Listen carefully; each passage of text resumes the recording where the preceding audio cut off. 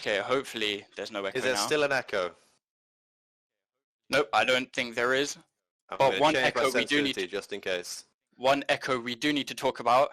Seraphine, the new champion hitting the rift. Are we going to be seeing a little bit of her? A nice cadence coming out from her. Little play on words there. I mean, I don't know what to think of her because, you know, she came out in a bit of a rough spot, I think. She did, I think. The community feedback wasn't the best. But I mean, think it started out, you know, we didn't know where she was going to be. We didn't know if she was going to be just support or mid lane. I mean, I've seen her more probably mid lane than support.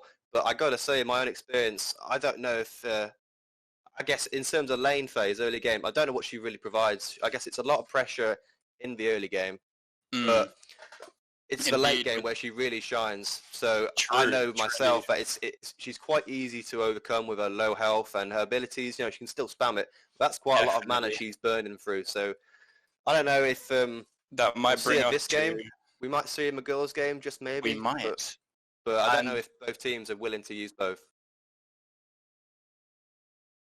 And especially with Seraphine and the new mana items, especially removing some of those much needed mana items from mages, it'll be interesting to see if Seraphine's now forced to build a not a Sunfire Cape, not even in the game anymore, to build a Seraph's Embrace. It'll be interesting to see if she's sort of limited in what she can build, especially in the mid lane. I know in the bot lane you've got a lot of mana. You've got a lot of mana regen items, especially. You've got the Fairy Charms, I believe they're called, on the Redemption, on the Ardent Sensor. And so it will be interesting, very interesting indeed. Another thing I want to point out, Lilia, still very powerful in the jungle. So it'll be interesting to see if she's in the game. Lilia sometimes being paired a lot with Renekton, a very lane-dominant champion, very good in the split push and very good in the early game. I mean, I think it's very likely the game's going to drag out to that, you know, 30, 40, maybe even 15-minute mark. If we can get a Lilia to get that far into the game, maybe with a few kills behind on her belt leading up to that, that could be a very pivotal moment in those team fights. Because I'm thinking, I don't know if you know, both teams are going to be thinking about, you know, ARAMing it, but if they do, it'll be a lot of trouble with Lilia. I'm hoping that if someone does go Lilia, then if you have someone, you know, we were saying Seraphine before, but if you had someone like Seraphine as well to set up those kind of players. I mean, what I'd like to see is if these teams will be able to counterpick the enemy champions. One champion, I don't know about you, but in my solo queue games, one champion I've been seeing a lot, Umumu. And I don't know about you, but as soon as Umumu gets that demonic helm, I believe it's called, and the new Sunfire Cape, forgotten what it's called. Aegis, Sunfire yes, Aegis, Sunfire Aegis, that's it. As soon as Amumu builds the demonic helm and Sunfire Aegis, I don't know about you, but he's unkillable. I mean, Amumu is so much stronger now than in previous seasons. I mean, I would honestly, when I see Amumu before, I thought it was sort of a troll pick because, you know, what you really bring into the party, except your role in the late game. But now, the damage you're able to tank, and I don't know what it is, but with the Sunfire Aegis and other items, he could be going full tank, and he's providing a lot of damage. So I'm hoping that if we do see that, I've seen Amumu full full tank. Long gone now. He's been able. Amumu's sometimes gone full tank, and he's been able to 1v5 get the most damage on a team as a tank. I don't know how it happens. I mean, I don't play that many tank players myself, so I'm not sure if it's some kind of, you know, two items bouncing off each other, which, you know, gives sort of the same. But it's funny we talk about that because I know one thing you wanted to mention was the items like what's Rylai's that mandate? Rylai's Crystal Scepter and Imperial Mandate being extremely strong, just the slows coming out of it, especially on a champion that could use Glacial Augment like Ahri or Veigar. Sometimes you weren't able to move. You may as well have been stunned. I mean, if we do see things like Seraphine or Lilia, I don't know if they build, you know, Demonic Mandate, but I know in my own experience playing Aurelion Sol, there's a lot of damage coming from that thing. You can rush Mandate first item and go Rylai second, and you're doing a lot. That's a massive spike. So I don't know how popular that's going to be in these games, because maybe we might see some AD champions. I'm not too We sure could actually see some AD champions. what our players' key champions are, but I'm thinking if they can get the AP champions in, you can abuse that combo Definitely. of Demonic Embrace and Rylai's, then I think that's a lot of potential right there for It's big a damage. lot of potential indeed. I've got a feeling that AP champions are going to be taking over the Rift in this best of 3 and show match. The AP items just giving you that much power. And I'm seeing here we are going to be getting into games soon. So predictions for this match. We've got a mix between the boys and girls on each team. Who do we think is going to win? Do we think red side or blue side? Early pre-game predictions. Ooh, I don't know. I mean, I'd be lying if I said that the women's team is, at the same level of the men's. But if mixed together, the possibilities, you can't Possibilities are predict. endless. But I think we should, stop talking about what could happen and see what happens. We should see what happens indeed. Okay. One last question I've got. Who do you think is going to win in the best of 3? Ooh. Honestly, it could be anyone's game. I mean, being Could be anyone's game indeed. Essex ourselves, we might We've have a got bit a of little bias, bit of bias indeed. but I think it's important to appreciate that because we don't know these guys who are coming in. I mean, I think we'll find out in the early game how much pressure they're willing to put on because, we might be surprised because we know our capabilities as Essex, but we don't know what's going to happen for this STUBA eSports team. So I'm going to make a prediction. I hate to say it, but I like to see a sort of underdog story. So I think it's going to go 2-1 to eStuba. I don't know if it'll be a complete. I think it will go to 3 games. I'd like to hope that Essex can pull ahead in the last game, some silver scrapes, and my bet is on our homegrown Essex team. Oof. I guess it remains to be seen. I think we'll find out after the first game who has the sort of momentum for it. So. Well, we should be getting into games soon. It will be interesting to see what if the boys put any of their secret strategies into this show match. It'll be interesting, or will they sort of treat it as a warm-up, sort of practicing a last-ditch effort to get a little quick practice game in before they finally go into the best of 3 against STUBA eSports. I mean, I think that they might even bring out the girls' hidden potential here. So I think if it comes down to it in the game, I think the dominant players of a men's team, well, Team 1 I should say, will probably, take charge of the whole game. And then from there, it's sort of everyone else will support them and everyone will get them. It will be interesting to see if we I think we're going to see a lot of ARAM though. We could see a lot of ARAM indeed. It'll be interesting to see if any of the higher level strategies are put to use. For instance, the early lane swaps just to try and get extra pressure across maps, to try and bring more play around the objectives of Rift Herald, Drake. It will be very interesting to see if that happens. But other than that, I'm ready to get into game. I cannot wait to see what the boys can pull out, and I can't wait to see if the girls will beat them. I have find out now if the game's starting. We've sort of been. Oh, okay, here we go. We're getting into pick and bans now. We've got the blue team banning first.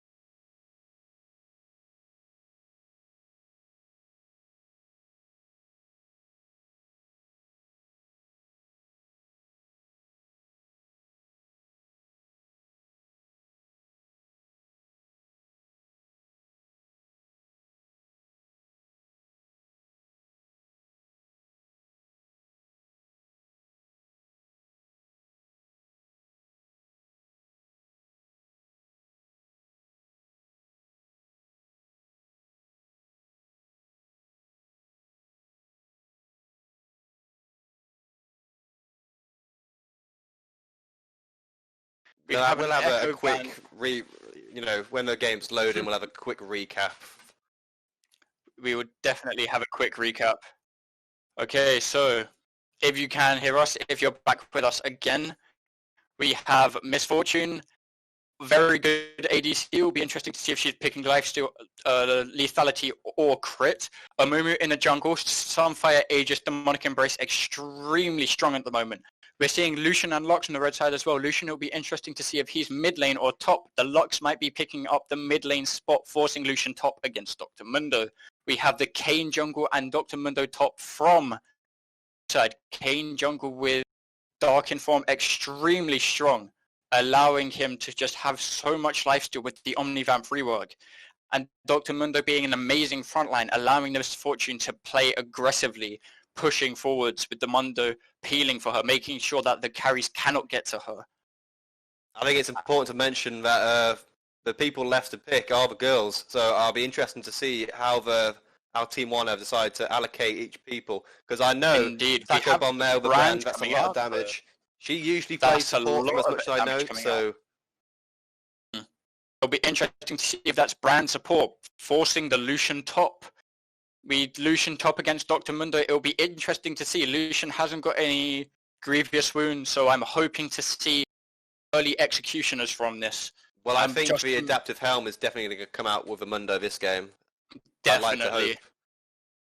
The brand burn just will be able to do so much damage. There will definitely be a Morellonomicon being picked up on this brand. We've got a lot of AP damage coming in from the red side, though. It'll be interesting to see if they pick up a Morgana brand, or if they want to pick up that ADC to try and get that AD damage going. Well, they do already have an ADC, but they're lacking frontline. They've only got one frontliner at the moment. I'm trying to imagine now what's going to come next, because they've got three potential mid laners. Oh, that could be their top lane right there with the that Shen. Could be the top lane, the Shen top. So we've got the Misfortune, Kayn, Dr. Mundo, Nautilus, and Ahri versus Amumu, Lucian, Lux, Brand, and Shen. I'm thinking now. Looking now, I'd like to say that red side are looking slightly weaker compared to blue side. Blue side have a very, very good front line and lots of CC coming out from the Nautilus Mundo, the charm coming out from the Ahri, allowing her to get those assassinations. I mean, if you think about it, there's a lot of AP damage coming from the red team, and with that, a lot of CC. If you look at the blue team here with Ahri, Nautilus, Mundo, Kayn, and MF, I mean, it's definitely a lot of tanks on a team. If Kayn goes the tank route, then I'd say there might be a lack of damage to match the AP coming from the other side. So there could be a lack of that. There could be a lack of sustained damage rather than burst. We do have a lot of burst coming from the Ahri, but I do think with the Omnivamp, the Kayn will be able to stay in that fight for as long as possible to have a maximum damage output. Heading into, I don't know what to think. I feel that the picks from red side there is a lot of AP heavy damage. We could be seeing a very strong magic resistance focus on the blue side, potentially limiting the damage that red side can do. We'll definitely be seeing an adaptive helm to try and counteract that Amumu W and the brand passive. We're trying to get rid of those constant DPS damages. Well, I'm just thinking about, in terms of objective fights, who's going to be stronger here. And I got to say, with the brand and the Lux, the Amumu, those Drake pits and Baron pits, they're going to be exactly what they're looking for. If you look at the team, probably not so much. What have you got there? You got the MF ult maybe. I guess Ahri can maybe get a charm in one of the pits, but other than that, they've got the front line to charge in there. Indeed. I don't know if it'll be enough. I think blue team definitely has the ability to pick champions off if they misplay. Blue team has a much more punishing team comp, whereas red team has the much more standard 2 in the front, 3 at the back, and an AP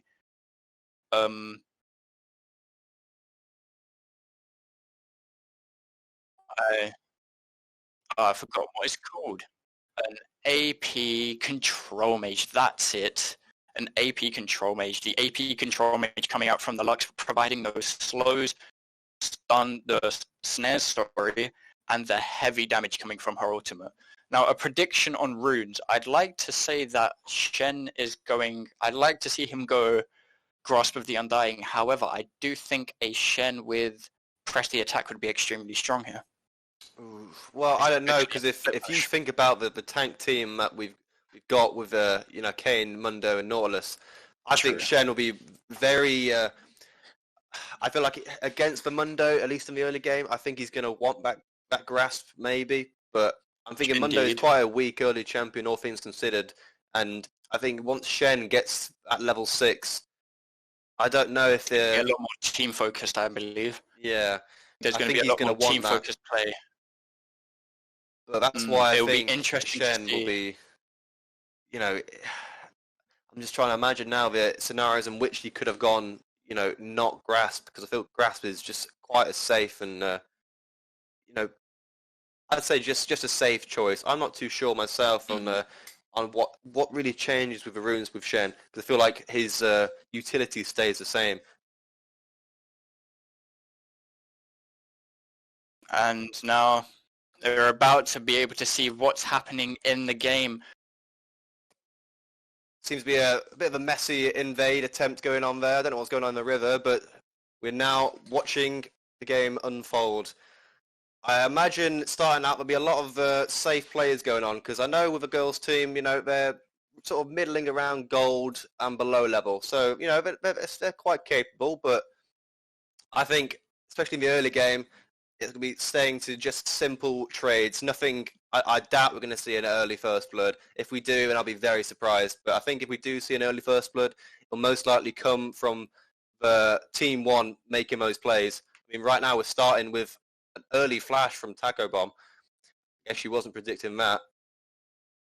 Top lane, I think Emoto is going to have a bit of trouble with the Shen, seeing as Mundo is mostly attack based. I'm not sure how many pots Emoto will have left for this, but I'm assuming she's already used one.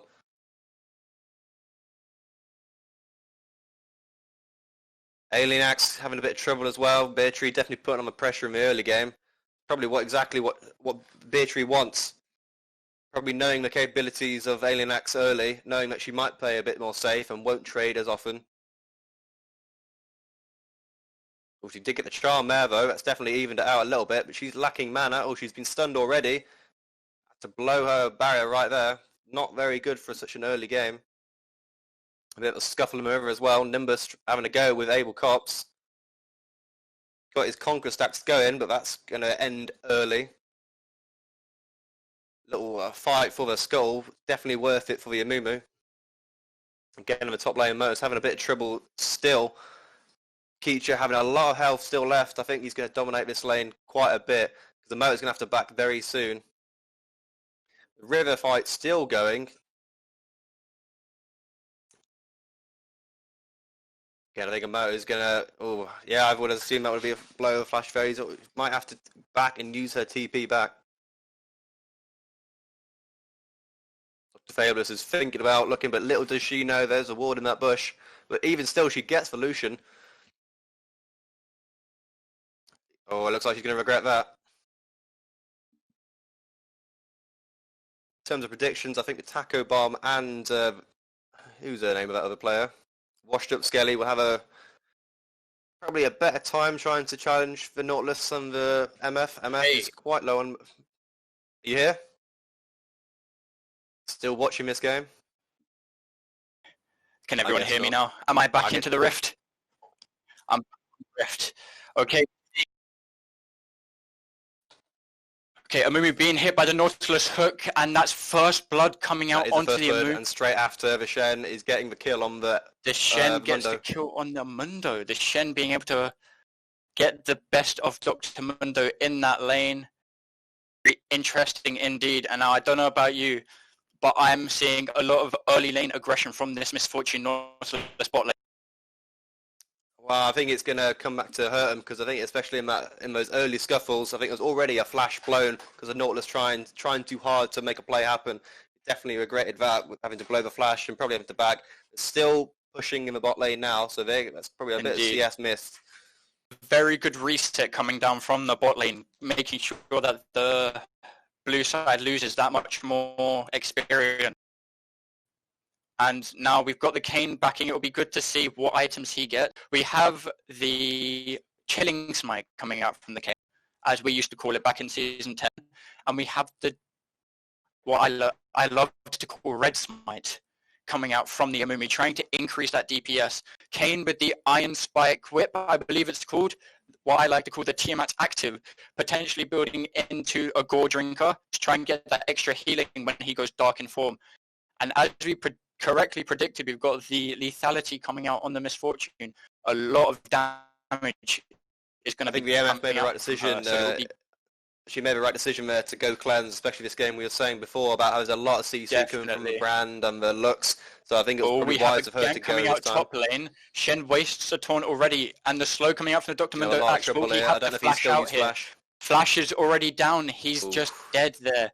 The Dr. Mundo cleaver, just the slow on that is very strong, and using that E early, if he had taunted potentially after Kane came out the wall to mitigate the W so he couldn't get slowed, would that have saved him? We don't know. But we now have a kill coming onto the Dr. Mundo now, sort of resetting the lane. Dr. Mundo he's almost 30 CS behind. So it'll be interesting to see if he can catch up. Lux popping Ari's barrier in the mid lane. Ari almost dying the second time here.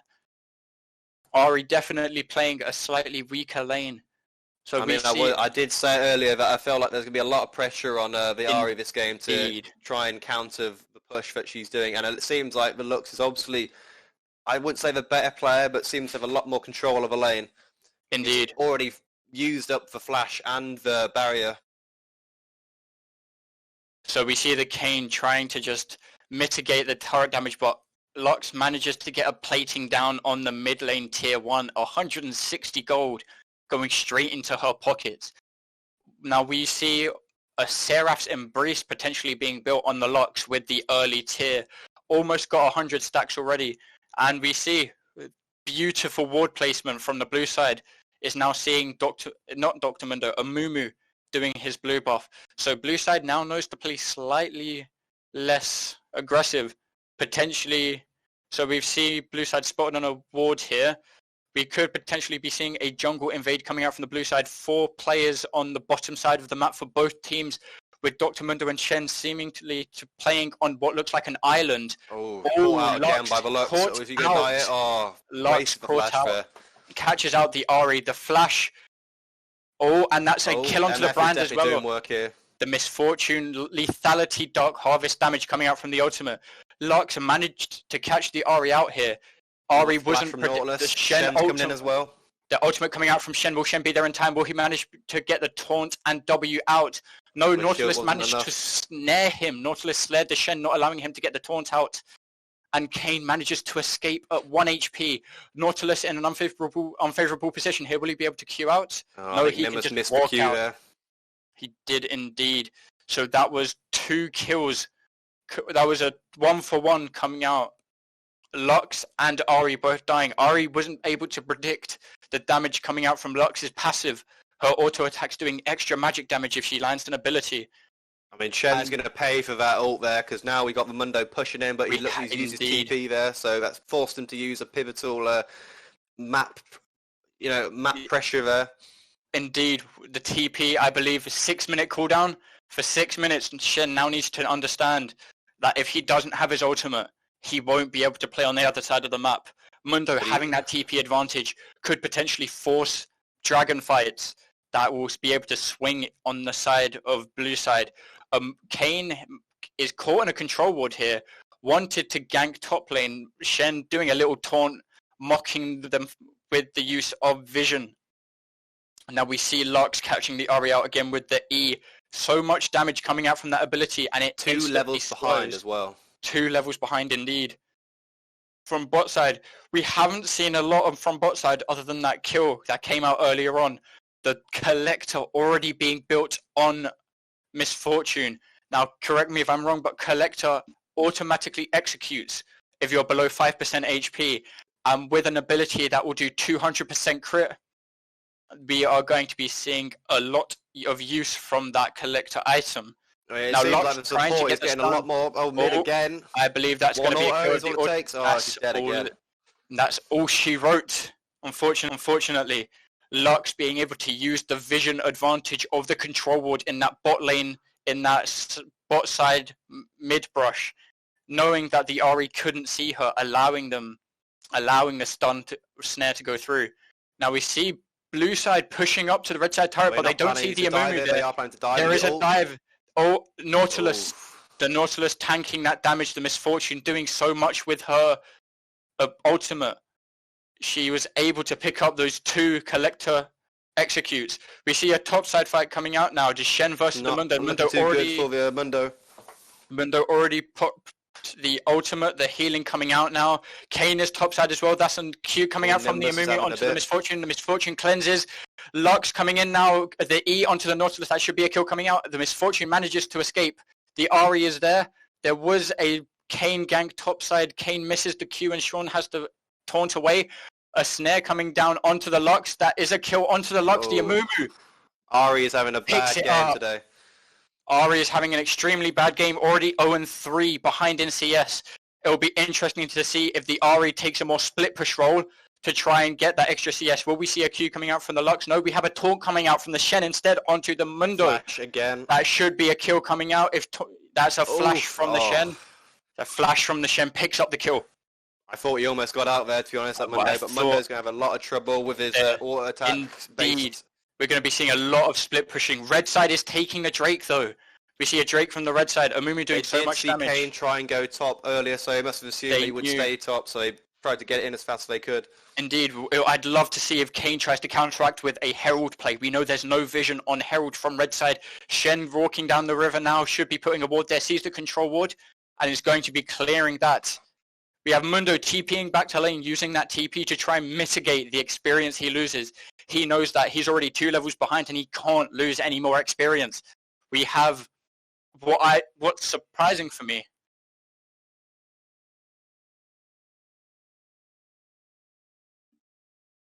And it's what's extremely surprising. Sorry, it took me a moment to just grasp. We've got a 400 gold lead from the blue side here. Already? It's only a 400 gold, so that's almost maybe 1, maybe 2 kills, depending on shutdowns.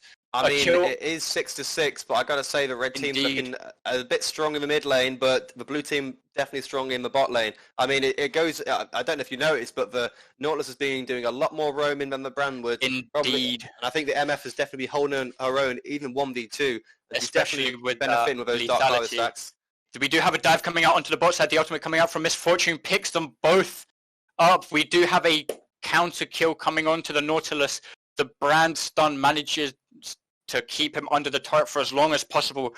Getting that kill onto Nautilus should help the Brand potentially build to his items. The Brand sometimes can carry a team fight and allow them to win, especially with the ultimate coming out in the later stages of the game. The Shen pushing the Dr. Mundo under turret is going to allow the Mundo not doing well. We do have a Q coming out from Amumu onto Kane. Kane going back with the W. Kane is now in his Darkin form, so we're going to be seeing a lot of healing coming out from the Kane. The Gore Drinker especially is going to be doing a lot. He's definitely struggling though. He is behind in levels. Struggling. Behind in level, but ahead in CS. That is true. I'm hoping there could be a fight coming out bot side soon. Amumu hits the Q, Brand hits the W, misses the W, sorry. Ultimate coming out from Brand onto the... Ultimate coming out from Shen. Dr. Mundo won't be able to participate in this fight. Lucian manages to E away from the Nautilus. Nautilus goes down. Picks up the solo kill on Nautilus. Kane just healing immeasurably. Lux picking up the shutdown on Misfortune would be amazing, and Lucian getting the double kill onto the Kane. Sandwich there. Blue team was just completely outnumbered, especially with the fact that Mundo could not enter that fight. They had no frontline except for the Kane, who wasn't able to peel for his ADC because he was trying to get the kill onto the Mundo, Ahri, and Shen. We had 1 kill coming out for the blue side, but that was 3 kills coming out for the red side, putting them on almost 1k gold lead. The Q coming out from Lux.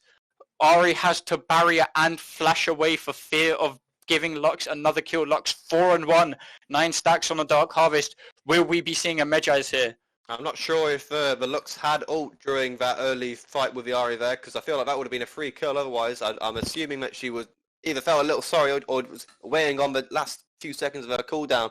But I think Ahri got away with the skin of her teeth using the barrier once again. We seeing a lot of deja vu here. Honestly, I think the barrier on the Ahri is something that was a necessity. We know Lux had a lot of burst, but I don't think Ahri realized how powerful that barrier would be. Definitely showing that she's not confident against her opponent. It'll be interesting to see because our Ahri, our Lux is one of our Team 1 players for Essex Video Game Society.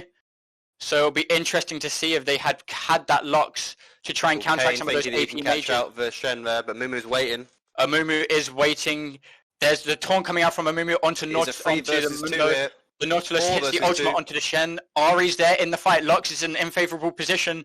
The kill coming out onto the Shen. The Mundo picking it up. That should put Mundo back into the game.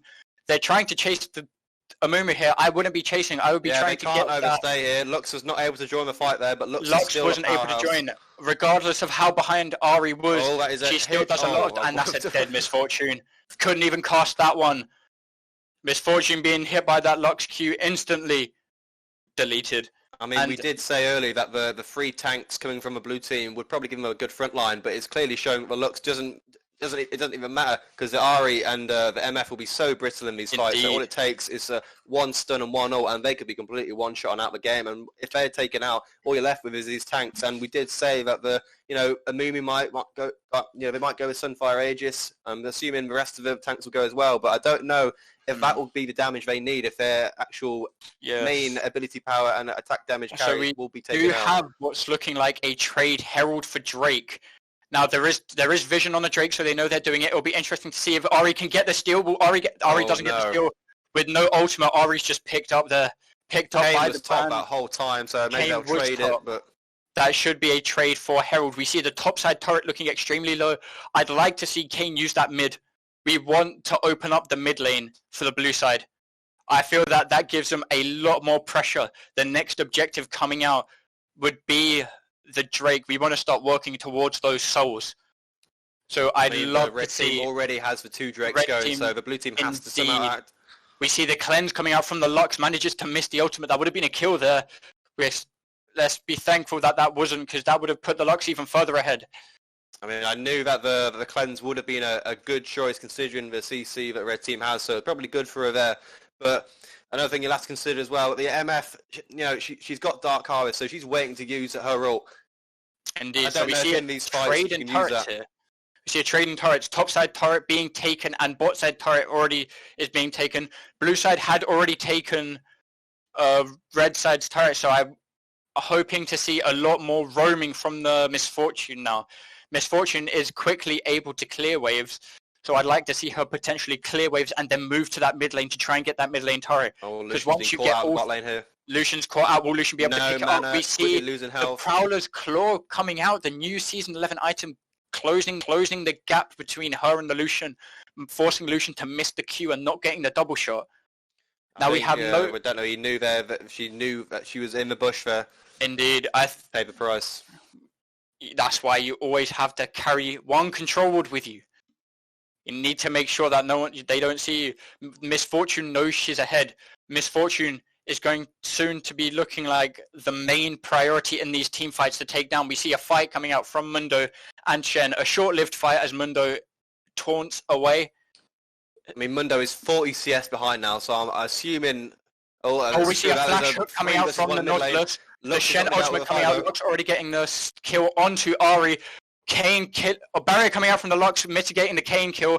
Nautilus picking up the kill. That should be a kill coming out onto Nautilus as well. Will they be able to pick up the kill onto Kane?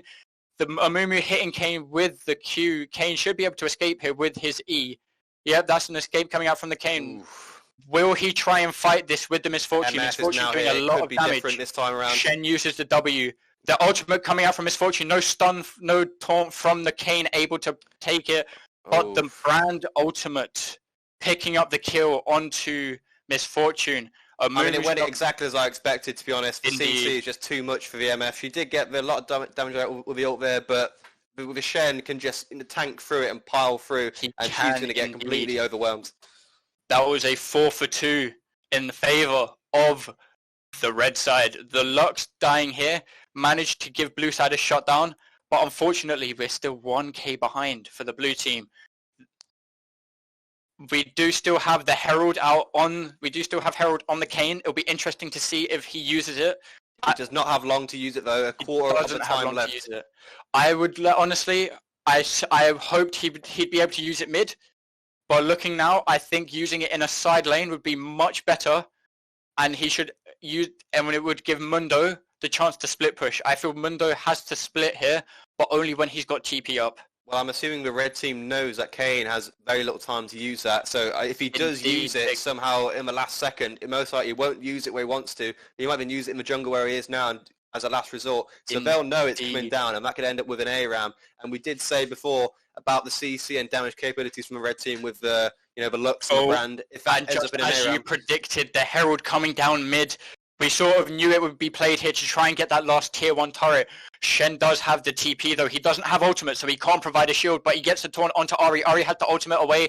The mid turret coming out. Lux getting the kill onto Misfortune. The E providing the slow, making her an easy target to hit the ultimate. Now Ari getting the healing with her passive, but Shen's on the hunt. We see now mid lane opened up. We have the flash taunt coming out from Shen. Ari having to barrier. Will Shen be able to get the auto attack here? The auto attack comes out, killing the Ari. Tanks, by the way.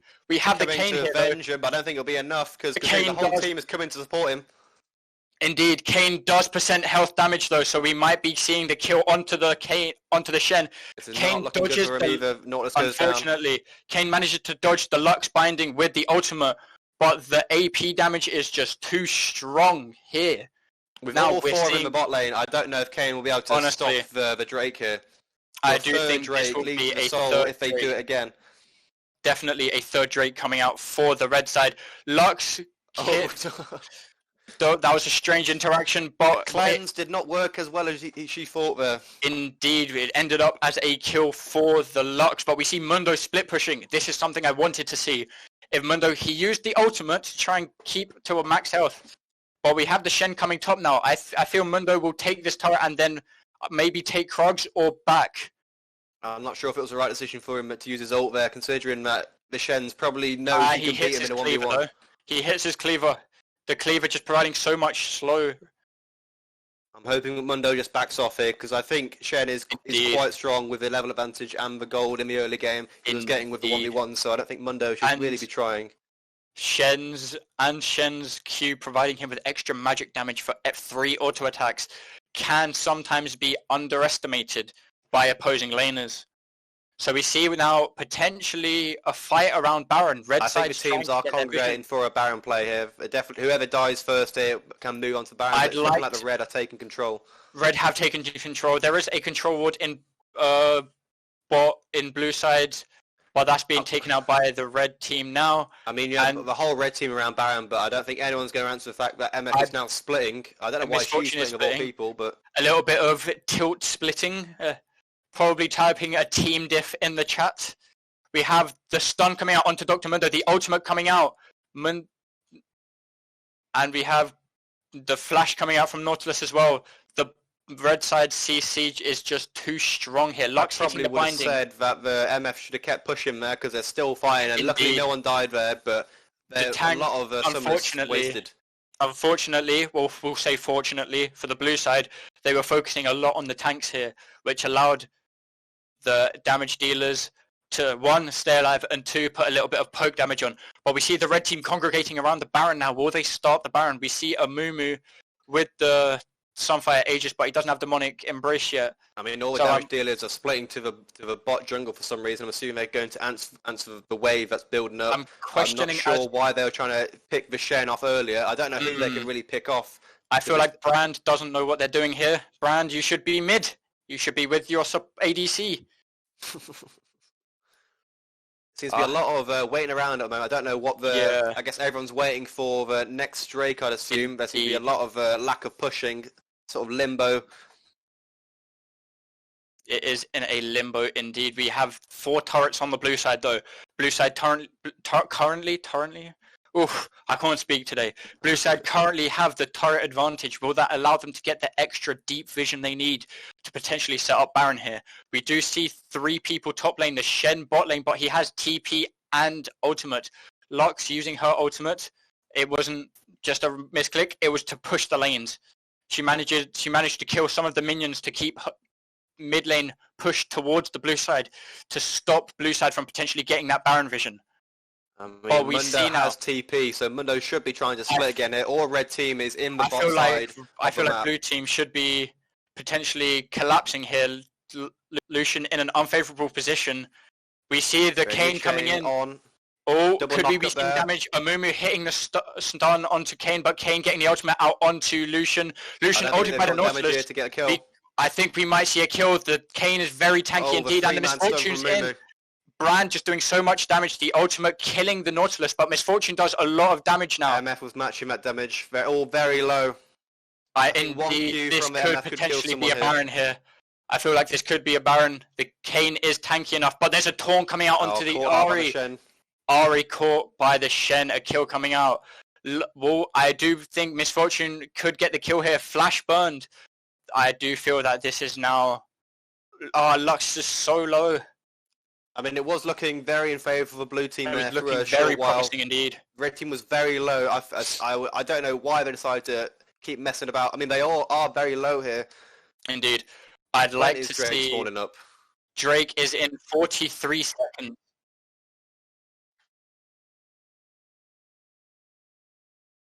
And so we have a Drake in 30 seconds. It will be interesting to see if the blue side will try and prioritize making sure that the red team can't get the soul, or if they'll try and trade it for Baron. I'd like to see them fight for this soul. This soul will be a pivotal factor in terms of Lux's ability to delete the AD carries. We know that Lux's Misfortune as well will be able to utilize the ultimate very well. And we see vision coming down from the red side. Blue side using the sweeper's lens to clear out some of the vision around Baron Pit. The night, then I don't even know what the item's called. The edge of night coming out, being burned on the Misfortune. The Drake is started by the red team, pulling it out of the pit. We could be seeing a fight here. It's a 5v5. Lux misses the stun. Ahri being caught out by the Lucian has to flash away. Ahri's out of the fight now. The Drake's at half HP. Shen going onto the Misfortune. The Nautilus flashing in onto the Lux. The Lux hasn't been able to pick up. Kayn manages to ultimate the Lucian. Dr. Mundo's tanking up so much damage. Kayn is trying to get the 1v4 highlight clip. Amumu so low. The ultimate coming out from Lucian manages to pick up the kill onto Kayn. Misfortune, the Prowlers into Lux's ult, and Dr. Mundo picked up by the Lux as well. That is a 5-0 in favor of the red side, and a Infernal Soul being picked up here. I'd like to see them run it down mid and push as hard as they can now. They could go for a Baron as well, but we do need to make sure, we do need to know that blue side is pushing on both top side and bot side, so we only have mid lane for them to utilize. We do see the Ahri going mid, her Q able to wave clear some amount. We have the Nautilus in the jungle, potentially trying to get some vision, but realizing that, maybe I don't want to die here. Being one of the primary tanks, wants to make sure that he's alive for the next fight. So we see red side congregating around Baron now. This could be a Baron from the red side. Everyone's going there. They know there's a very quick Baron considering the damage dealers we have on the red team. This will be a very end the game right there. Shen's backing here, but he does have the... Oh, no, they're starting the Baron. The Baron is being started by red side here. Seem aware blue team does not seem aware indeed. They are just pushing down. Ahri's walking into Baron Pit now. Ahri should be able to see, but will she be assassinated by the Lux? I think it'll be too late. The Baron got 1k HP. The Baron is taken by the red team. Blue team did have a free Baron indeed. Misfortune's in an unfavorable Misfortune ultimate. That's going to be a kill for Misfortune. I think that there was a little bit of tilt coming out there. Potentially using the ultimate as she knew that she was just losing. I think she cut her losses there and thought, I think she's going to go out fighting. She wanted to increase the damage graph. So a cleanse coming out from the Lucian. Lux, Ari manages to hit the charm there. Shen eating away from it, not taking it for the Lucian. I'm seeing a report top lane coming out for not it's a 5-man tanking. push mid with Baron It is and a 5-man push. Oh, we've got Lux just a lot of damage from Lux there, but now diving under the tower.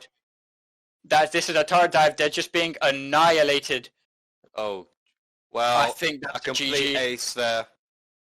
Almost. I don't know if Lena Ari can really defend here.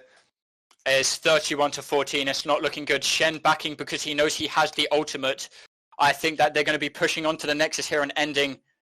Lux misses the ultimate, but Shen gets the taunt again. And Ari is gone. Ari's back to her grey screen. Ari 0-8 here. It will be interesting to see if the Ari was planned or if the Ari was first timed. I think the Ari was first timed. Well, and we see they definitely paid it in the long run. GG's coming out from both teams, and that is a win for Red Team. I think they definitely paid the price there for not trying to challenge for the objectives earlier on, because the Red Team seemed to get 3 Drakes there, and they seem to have complete control over the objectives. Indeed.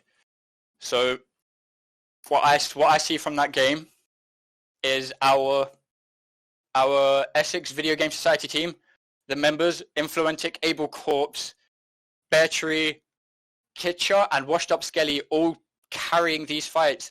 Most of them having the very strong KDAs. Influentic on the Misfortune was able to get some kills early, but late game when the Lux managed to get ahead was just picking off the Misfortune time after time. We did see in terms of mythic items, we saw a Demonic Embrace and a Sunfire Aegis coming out on the Amumu, what we predicted in the pick and ban phase, and it just allows Amumu to do so much damage while still tanking a lot. I mean, I think there was a bot diff for Influentic on the MF. It was definitely a strong diff, but I don't think it carried over. Obviously in the fights, she was doing a lot of damage during all that, but indeed, I think it showed that he had control of a lane, and I'm not too sure if the brand and the Lucian could really match it. Well, if you consider that Influentic is, I believe, a diamond player, and then the brand is only, at least in gold, I'd say, this definitely shows that the stronger initiation from the Nautilus helped get those early kills. It did indeed. The Nautilus managing to hit the land of those Qs, to land those hooks instantly, sometimes forcing the Lucian to burn cleanse, and the hook being on a lower cooldown than the cleanse allowed him to go for the hooks again and then get those kills. Very easy indeed. We're going into the EssexVGS Society versus STUBA eSports game very soon. The main event. Now, looking at what we've seen from our boys in Essex, I'm expecting a tank top, definitely. I'm definitely looking to see a tank played in the top lane. I think tanks with the Sunfire Aegis can deal so much damage. So I'm expecting to see a tank top lane. I think I already said that. Deja vu.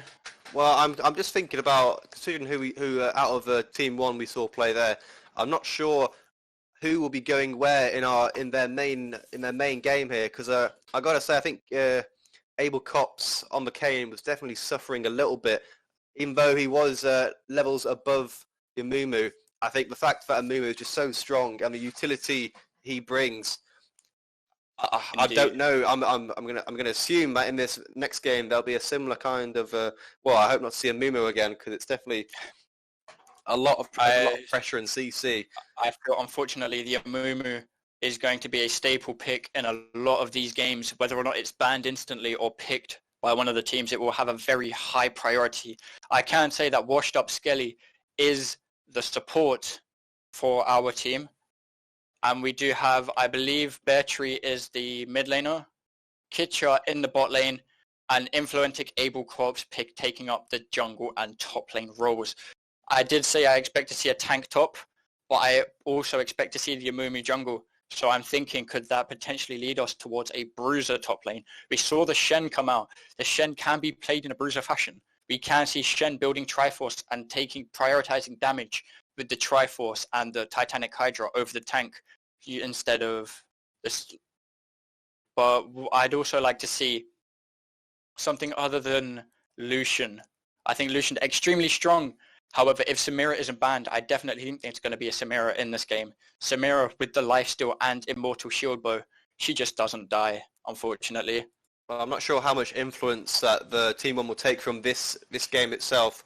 Because, I mean, I guess Kane was seeing how influential is via Mumu, so maybe that he might be so frustrated from that just to ban it straight away. We do see a Masters player coming out from the STUBA eSports side. This could potentially be a one-sided fight coming from STUBA eSports. So we should be getting into pick and bans soon. Predictions, looking at the ranks, I think the boys from Essex have this. I think the boys from Essex will pull out a 2-1 win, which will be hard fought, but won. Well, I'm not sure. I think I might have to stick with my own guns for STUBA eSports here. Looking at the ranks, especially now, becoming of that master player, I don't know how well that will translate into game, but just seeing that on paper, I think that will be a lot of influence and a lot of ability coming down. Because if you try and make up an average of both teams here, you've got, how many diamonds have they got? So we've got an average of around. I'd say we've got an average of around Diamond 3, Diamond 2 coming out from STUBA eSports. Team 1 with the Plat 4 player. Unfortunately, washed up Skelly, you're going to have to pull your weight. You're going to have to do as hard as you can in that bot lane, supporting to your mightiest of abilities, making sure that their bot lane doesn't get ahead. I'd say we've got a ranking rate. I'd say we've got an average rank of maybe Diamond 4 here, so there's very close averages. I think the Masters, just the sight of Masters, will put a lot of pressure, because I know Lost of Samiza, the STUBA eSports mid laner, is the Masters player, and he will be putting a lot of pressure mid lane. It would be nice to see if either red side will focus around the mid lane and then try and put that. It would be interesting to see if they can put Lost ahead, or if blue side will try and camp the mid lane and try and make sure that Lost can't get ahead.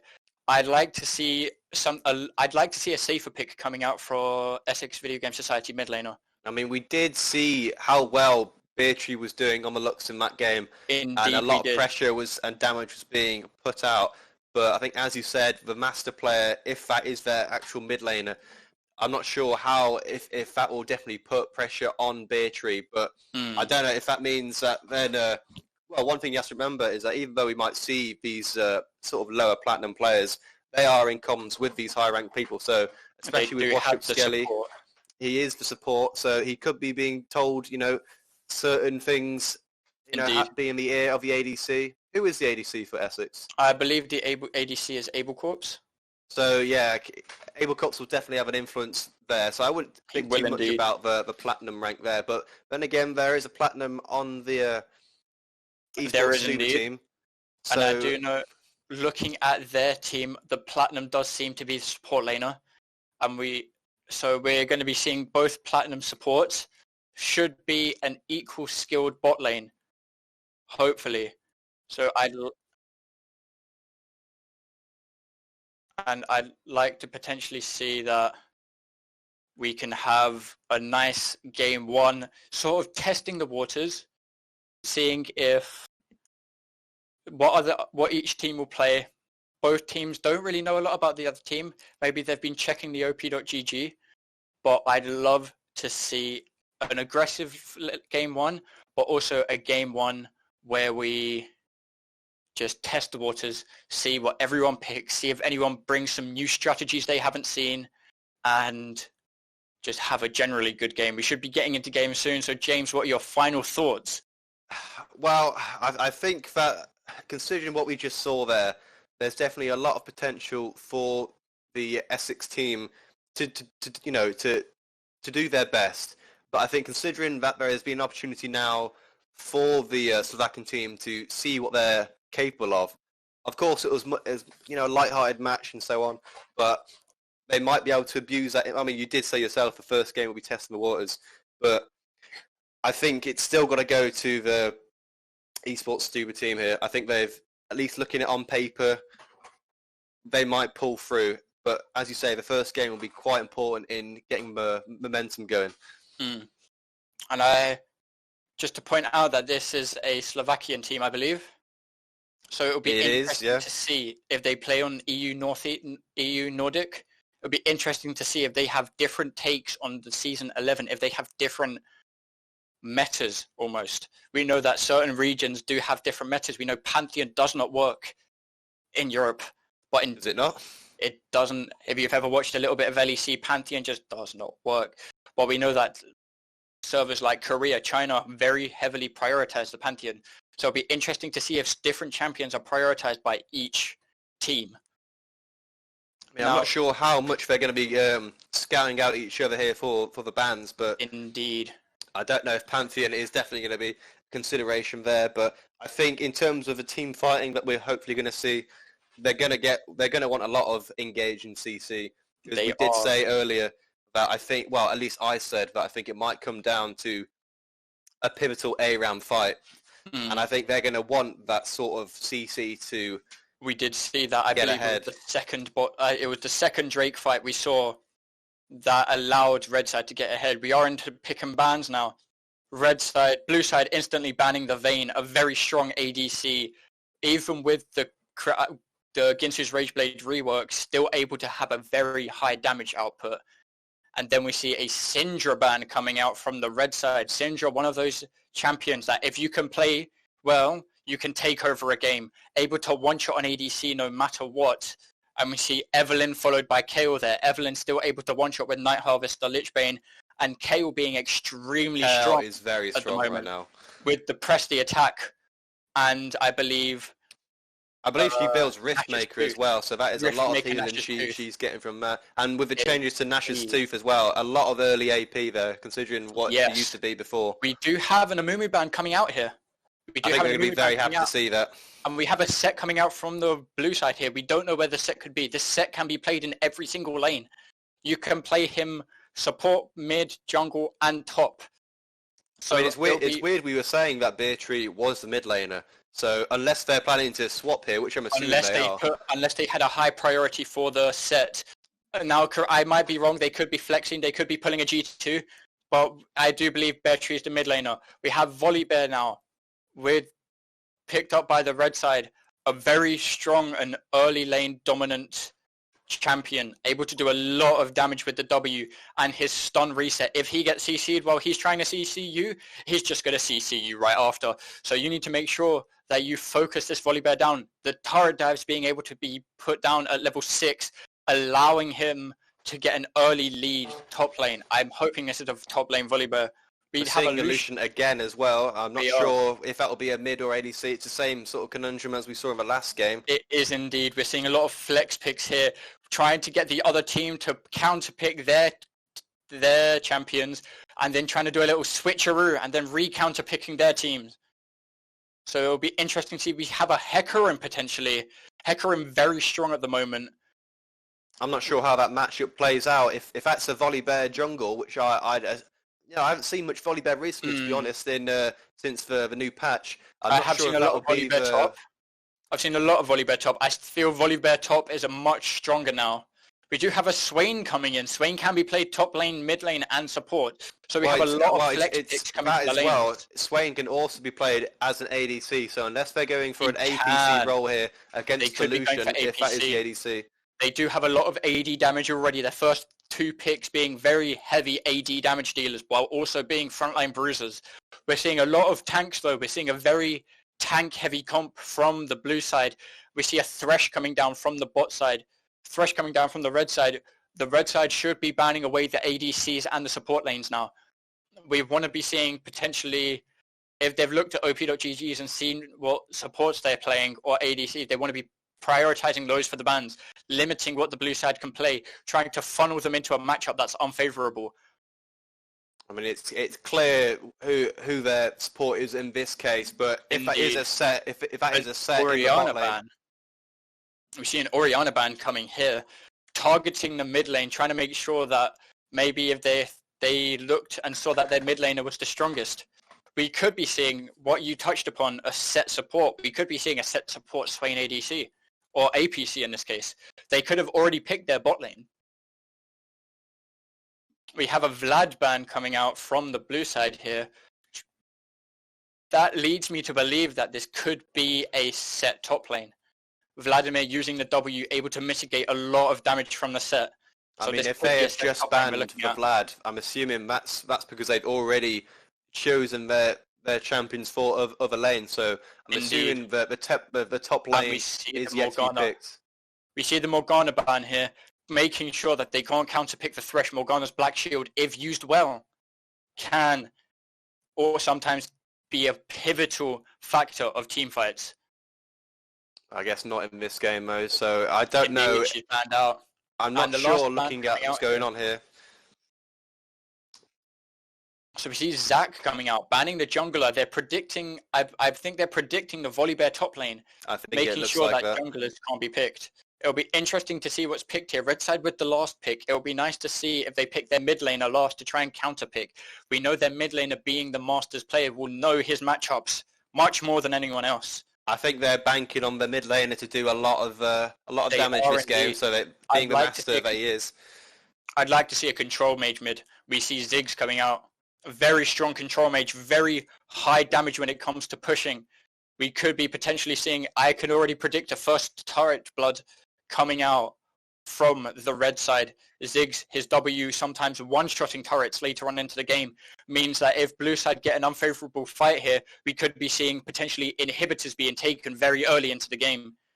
And we have a Kennen coming out. Kennen from the blue side could be pushing the set mid lane or support. We could be seeing a set Swain bot lane. I think the top lane has just been picked. I'm assuming the Swain is still going APC with set support. I'm not sure. Yeah, we'll see with this last pick.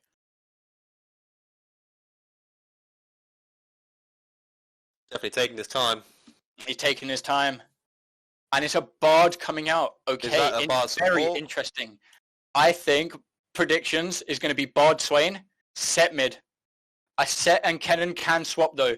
We have to understand that Kennen can go mid lane as well. I mean, it's very, well, at least in my experience, it's very rare to see a Kennen mid, unless they've decided to, well, seeing as Bear Tree is the mid lane, I'm assuming there's going to be a few swaps coming out from red side though. That's going to be a Sylas mid lane. The ultimate, I can already see the ultimates from the blue side are going to be extremely strong. Kennen, are you sure that'd be a Sylas mid lane? That might be a Sylas jungle, considering if you look at their team, it could go top. The Ziggs mid, the Lucian and the Thresh bot lane.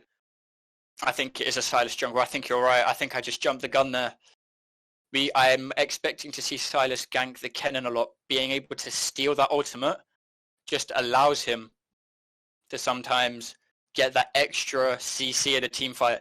We know that CC was very dominant in the last game, and we have a lot of CC coming out from blue side. Set with the stun, Swain with the roots, Hecarim with the fear, Bard with the stun, and we'd say Zhonya's or immobilization. Yeah. And Kennen, a very stun-heavy champion. And as we get into game, we will see what happens.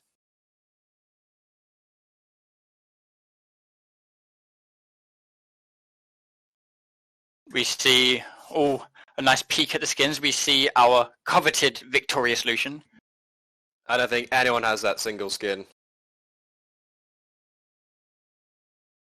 Bard in that bottom tribe rush. What is Bard up to here? But Bard sees them. It's not like blue team are responding though. Blue team's responding by going into the top side red jungle. And looking at the runes we've got fleet footwork onto the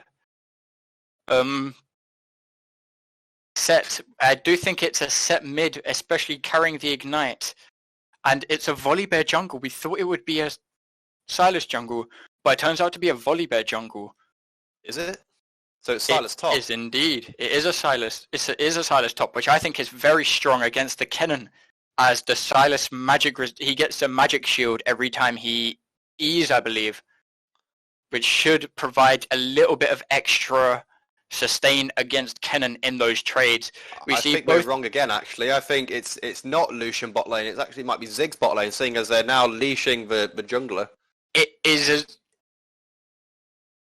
Swain Bard bot lane against a Ziggs Thresh. We have Lucian in the mid lane. This is just flex among flex. That's going to be a lot of pressure on the set there. That will be a lot of pressure on the set, though.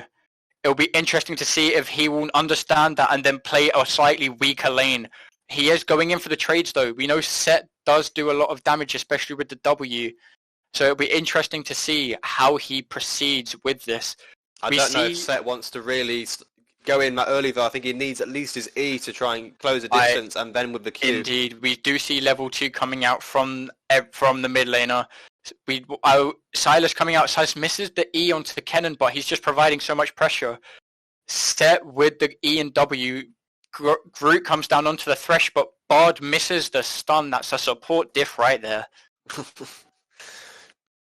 So we see now Lucian playing a slightly weaker side. Set, or we see a gank coming out. Level 2 gank with a flash. A level 3 gank coming out from the Hecarim. Ghost being burnt and Flash being burnt on the side of Essex Video Game Society, but they get the first blood, allowing Set to now push the lane and potentially mitigate some of the damage from Lucian. We have to see Lucian has the exhaust. He has a much more... I would have assumed there that the Lucian would maybe have the stronger pick. We see another gank coming out. Nope, Silas Dash escapes it. But what was you saying about the Lucian summoners? Well, I honestly think that the Lucian would have probably had the stronger early game. It looks like bot lane's having a bit of trouble, or the Thresh has to flash there. The Thresh does have to flash indeed. It's definitely showing what we said earlier about the bot diff, how the supports are the lower ranks out of the whole teams on both teams. So I think indeed we do have a we have vision onto the Set. That could be a kill coming onto the Set. Volibear gets the stun, the E coming down, but Lucian kills him before the E even comes down. We do see Kennen going quite aggressive onto the Silas. I don't know if Kennen realised that the entire team was almost top lane. Volibear now going in. Volibear has the Q up. That's a kill coming down onto the Kennen. Kennen not respecting the fact that Volibear was already top lane. I'm not sure if the Kennen even had... Well, he did have vision, actually, because the rift scuttle was taken, but maybe he was just so focused on killing the Silas there, but he missed out and it cost him his life there. Could have been a little bit too much tunnel vision that led to Volibear getting a kill. Volibear now going 1-0 with an assist, though. A lot of gold coming in for him. We do have Drake in 40 seconds, though, and we know that Volibear is an extremely good Drake taker. He can take Drakes at level 3 if he wants. So I'd like to see potentially vision coming out from the blue side onto the Drakes early. We do see Hecarim pathing down towards the top bot lane, though. We have a root coming out from the Swain. Thresh misses the hook, unfortunately, but we see a lot of focus coming down onto the Ziggs rather than the Thresh. Understandable, seeing as the Ziggs is the primary carry in the game. I mean, Hecarim has displayed in the early game he's willing to gank early, but I think if Kennen's going to push in the Silas here, he's going to have a lot of trouble doing that. Has been flashing, has used his flash to already get a surprise on the top lane for a kill, but I don't know if the same will happen, because if you look at where the lanes are pushing right now, the bot lane, it seems to always be pushing in favour of the blue team of Essex. Which means a Hecarim could potentially only be able to gank at level 6 when he has a lot of distance to cover, so he can get rid of that turret factor. Both junglers bot side now, we could be seeing Volibear isn't able to get the vision around Drake. We have Set trying to fight the Lucian here. Will the W come out? No, the W doesn't come out. Lucian does win that trade, but we see a large minion wave up Set's on almost under Set's turret. We could be seeing a freeze coming out from the Set, but I would like to see the Set push and then roam. I think the Set can be an extremely strong roaming mid lane.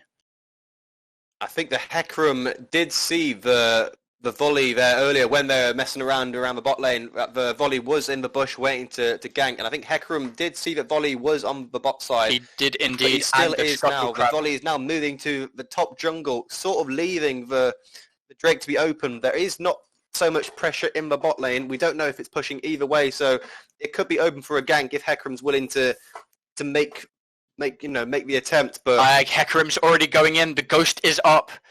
He could be ghosting for this. I don't think he knows that Volley is also there, though. Volley's also there. This is a 2v2 in the mid lane now. Hecarim very low.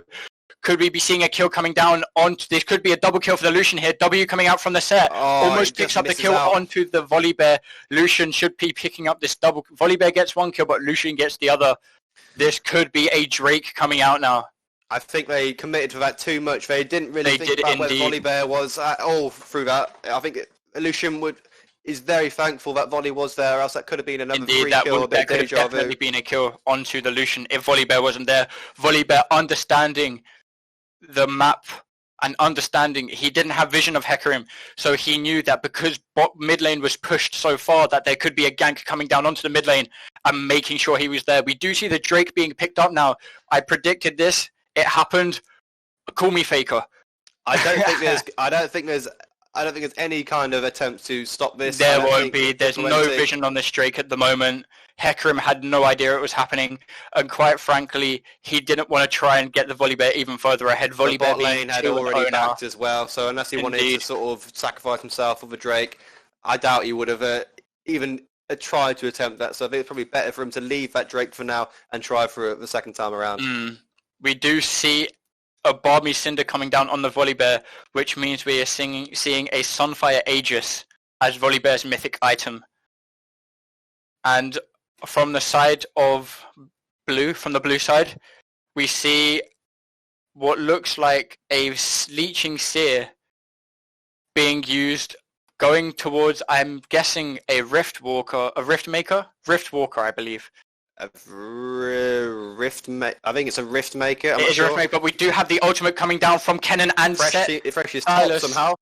Thresh is top. Call that a roaming support. We have a kill coming out from both sides. Both top laners dying. Hecarim getting a kill onto the Sylas though. That could be potentially getting Hecarim back into the game. But you see Hecarim has the CS lead and now an equal kill advantage to the Volibear. A lot of pings coming down from the red side. This could be a kill coming down onto the Lucian. Bard misses the stun. Bard, what are you doing? Everyone, that's an ultimate coming out from the Swain. Swain's going to be healing a lot here. Thresh has the ultimate away, has the flash away, but Swain flashing and then using the E to get the kill onto Thresh. Volibear flashing for the kill onto Bard, trying to make sure that both mid lane and support didn't die in vain. So we see a 2-for-1. What's happening there? Because Set, I don't know if Set was joining the fight there. Was Set just pushing, or was he in that fight? I think Set was running back to lane. Set had recently backed. But what we saw there was a prime reason of why people should roam. We see a roam coming down from both bot laners, allowing them to pick up 2 kills there, putting them back into the game. They are still around 8k. They are still around 800 gold behind. But they managed to take that from a 1k gold deficit to an 800 gold deficit through those 2 kills. I mean, the Volley does now have a fringe of gold shutdown on him, so we do have a stun coming out from the Kennen, being chunked very low. Volibear is there with the ultimate. Has used his flash already. He doesn't have his ultimate though. We do have a Thresh mid lane again, but we do have Hecarim coming in for the counter gank. Hecarim doing a lot of damage onto the Thresh. The ultimate coming out. The ultimate being missed by Bard. The ultimate coming out from Lucian. Bard's taking a lot of turret damage. She's under the turret hooked. A kill coming down for Lucian. But we do have Set picking up a kill onto Thresh. The Ignite managing to pick up the kill, making it a 1-for-1 trade. I think Bard was pretty optimistic there, trying to... Bard was extremely optimistic. Front line there to make sure he got the kill. I don't know why the others weren't backing him up there. Oh, we have a stun coming out from Kennen, forcing Set to take, not Set, Sylas.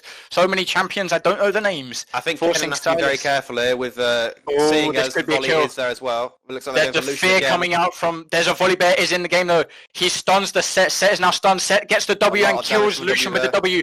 The healing from Triumph, keeping the Set alive. Thresh is there though, Thresh manages to hook the Set. Hecarim should be able to win this. I lied, the stun coming out from Volibear. Volibear picks up the double kill. This should be a Herald. Straight onto the Herald, getting that extra pressure. Thresh is definitely providing a lot for his team here. Thresh is doing so much. To roam that far and that much. Thresh is roaming so much. Thresh is doing amazingly. Thresh, 3 assists. Oh, but Kennen just gets the kill onto Sylas. I don't know if Kennen realises that the Herald is currently being taken. He doesn't realize though. He doesn't realize that Herald's been taken. Volibear, luckily, one of those champions that can take Herald solo. Thresh with the Hex Flash challenger movements to get to lane quicker over the wall. Now we have Volibear picking up the Herald, most likely going to back here and buy it. He's got the Sunfire Aegis. We have the Sunfire Aegis coming out from it. Volibear. We have the Immortal Shield Bow on the Lucian.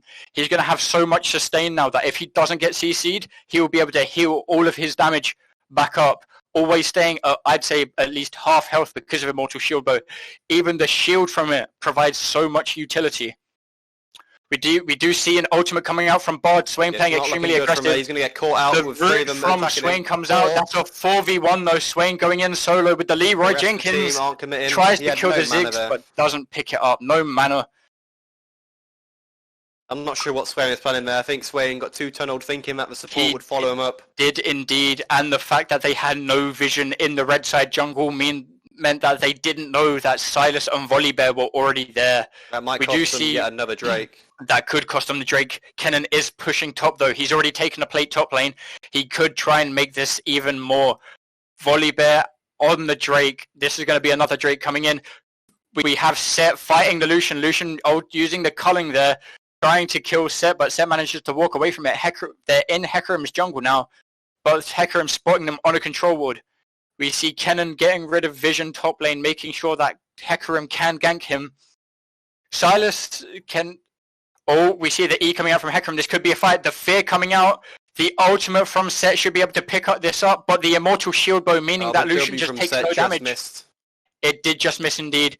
Lucian still taking... desperate to try and get that kill on Lucian, but it's not going to be enough. Unfortunately, it won't. The ultimate coming out from Volibear picks up the kill onto Hecarim. Volibear now going 6-0 now. I don't know about you, but I think there seems to be a big vision problem here. They're not expecting them to show up in such numbers. There's a lot of defensive vision, but we need to start getting a lot more aggressive vision, getting vision into the blue side jungle, because we see a first turret coming down in the mid lane. This opens up the map to Lucian. Lucian can now start split pushing, potentially having the bot lane come into the mid lane. Are they going to try and save the tower here? Oh, they just about save it. Kennen coming mid as well. We have 3 people mid. Sorry, Hecarim still in base. I think they're going to prioritise mid lane because that tower is so low. I do think they will as well. And we've proven as well that the Thresh wants to be moving and the volley seems to always be there. And I don't think Essex are really prepared for these numbers to show up because they're tunnel vision on 1 kill and they end up having to fight 2 more people with it. STUBA is 1.5 gold in the lead right now. Can they keep this pressure up? Ziggs in the bot lane doing so much damage onto the turret already. I think that's the reason they picked the Ziggs Thresh bot lane. Thresh being able to roam so much and the Ziggs a very strong pusher in terms of pushing the lane towards the turret. Hecarim half healthing the Lucian with 1 ability. Lucian no mana. This should be a kill on the Hecarim. Immortal Shield Bow, if he can kite this. Volley comes over the wall. Volibear flashes over the wall. That is a kill coming out. Sylas TPs as well to try and secure that kill. That does allow Kennen to push the lane though, allows him to get a little bit of lane advantage. And Kennen does now have the TP advantage for a team fight. We know Kennen's ultimate is a lot more team fight orientated. So he could potentially be able to swing a fight with that TP in the later stages of the game. If Bard can land a good ult there, then I think Kennen will be able to follow up beautifully. But I think the problem with Bard right now is he's not matching the roams that he could be doing. Yes, we know he's getting a lot of free reign here, and I bet his team are very thankful for that. But the Bard isn't able to provide as good utility. Oh, we see Sylas with the Kennen's ultimate. Volibear slam dunking the Kennen in back to Fountain. Volibear going godlike, and Kennen not having enough vision. We only saw a river ward placed. He didn't see Volibear because there was no vision in the tri-brush. I don't know about you, but every time I play top lane, I always try and make sure I get a tri-brush ward. Those deep wards are definitely going to be beneficial. I mean, it seems like Kennen is seeing that he can potentially 1v1 the Sylas, but again, he's disrespecting the fact that Volibear, in all these fights we've seen, he seems to always be there. Volibear's just been there. Volibear with the 100% kill participation almost. He's participated in 11 out of the 13 kills in this match.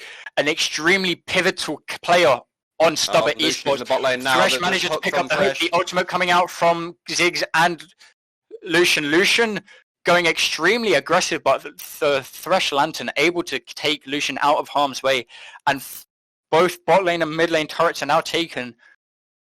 I don't know what to say here. I think Essex has to do something here because they've lost 2 towers and 2 Drakes. They need to respond somehow. We've got the next Drake in a minute now. I personally think that it's going to be a higher priority on the Rift Herald. Rift Herald was extremely useful in the mid lane. We do see an E coming out from Set here. Set going extremely aggressive onto the Lucian, but the Lucian's Immortal Shield Bow just lets him out-heal the damage from the Ignite. The last tick of Ignite doing the damage here. Hecarim E'd Volibear back into his turret, just giving Volibear a nice little bit of help, saying, you know what, you've got a perfect KDA, let's keep you at that KDA. They're all warming up for this Drake here. I'm not sure if they're really going to prioritise going for Drake or the Herald. I mean, it seems like the Herald would be the better choice for Essex because this is going to mean a lot more to eSports STUBA to get this. Essex they're going to try and take out Volibear early. Volibear in a very bad position here, but Thresh already there with the Lantern. Bard is playing very aggressive here. Let's make sure he doesn't get hooked, because we know that once you get hooked, you are dead.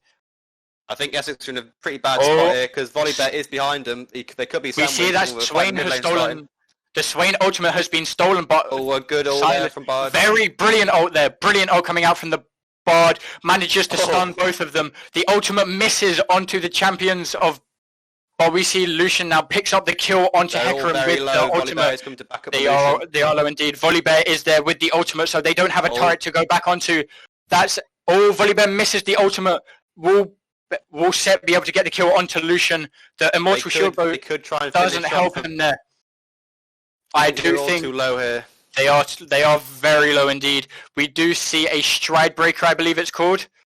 They're going to be desperate to try and take him out here to secure that Drake. The W misses onto Volibear, but the Bard pulling his weight now, getting the stuns when he needs to get them, and that's a kill. The first kill going onto Volibear this game. That was an amazing fight. That was an amazing fight with so much action there. They've got a lot of gold back from that. They've caught up in terms of kills and gold. I think Essex have just now taken over eSports STUBA. I wouldn't say they've taken over, but I do feel that... yeah, they haven't, sorry. No, but they have definitely... I do feel that there's a lot less pressure on blue side to try and make the play now. They've shown STUBA eSports that they have what it takes to win these fights. Silas stealing the Swain wasn't able to use it and gain some of that health back. I feel if Silas was able to use it, he would have done so much damage.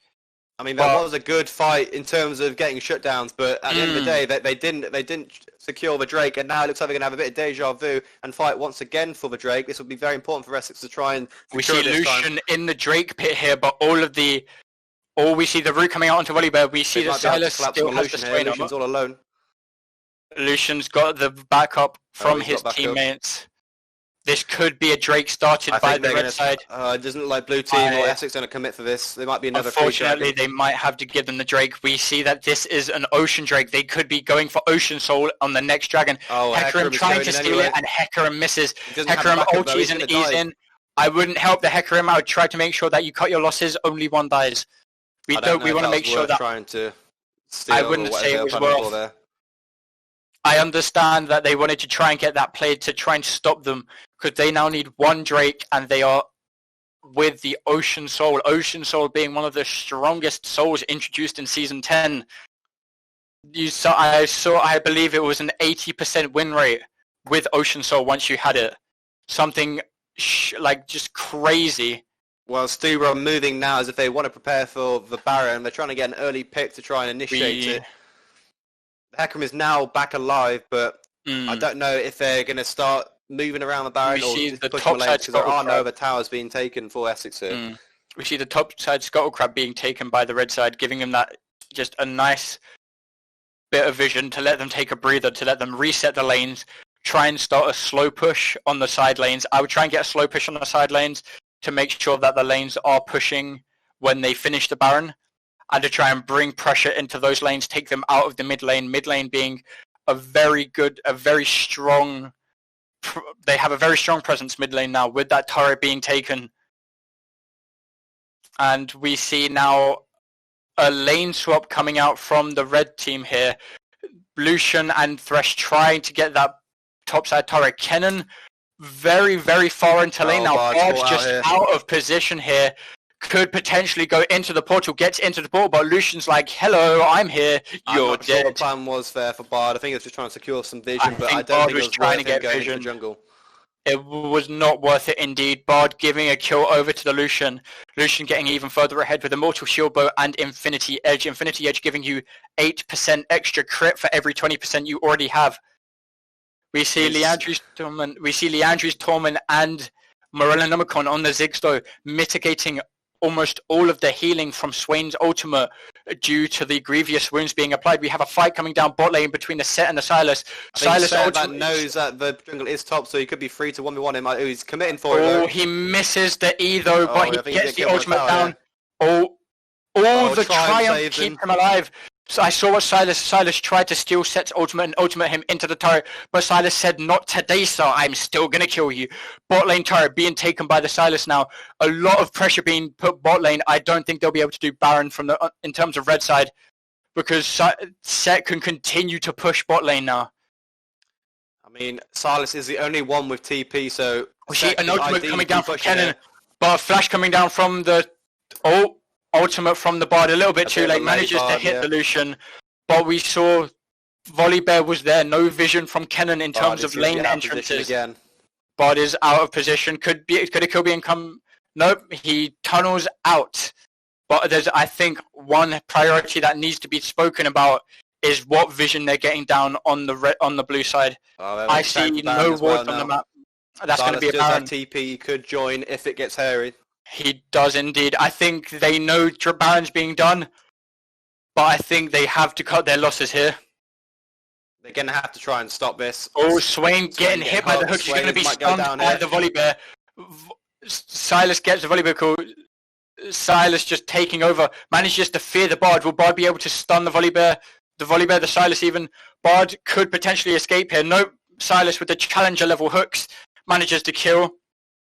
Kennen. I think they knew that Kennen was not there, so they actually tried to initiate. It definitely worked in their favour. I don't know if Sylas's TP was amazing there.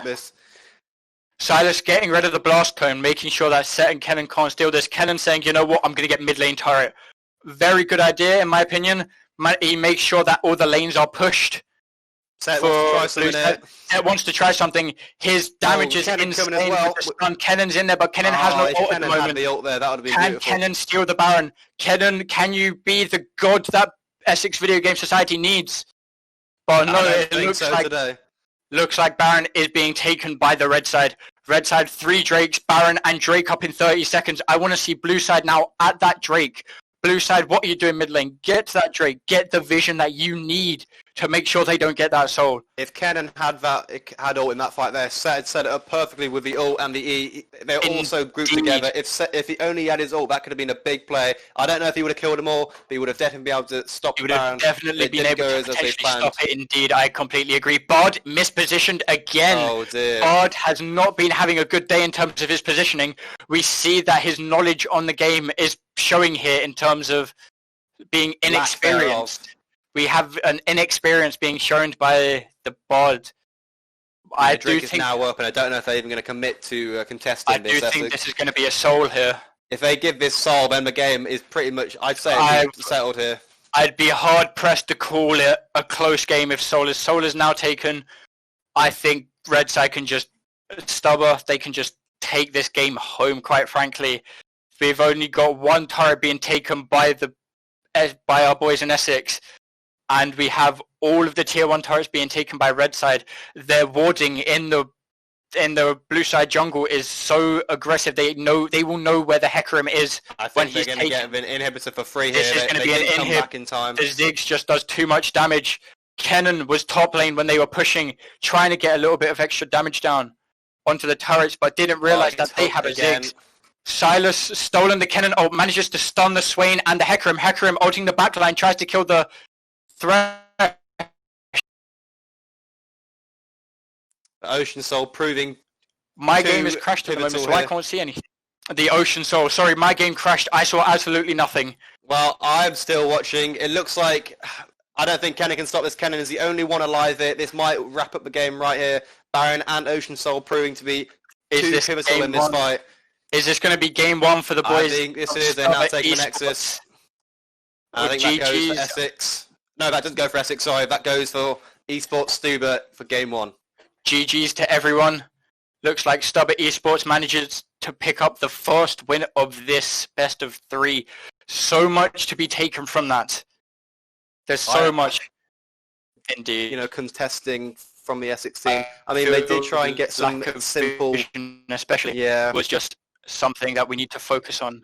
Essex definitely did pay the price in terms of, you know, I think they tunnel vision too much on, especially in the mid lane and top lane. They thought they could get 3 kills, but then the volley was there waiting. I don't know if volley just assumed or followed the pathing of the Essex jungler, but he seemed to always be there in response, and they turned the tide to what could be a 2v2. Was immaculate this game. Volley Bear putting so much pressure early game allowed for the laners to play slightly more aggressive, allowed them to get the kills and just opened the game up. Thresh with the roaming. I'd have to commend Thresh. His roaming was impeccable, always going mid lane and managing to pick up those kills. So the hooks were beautiful.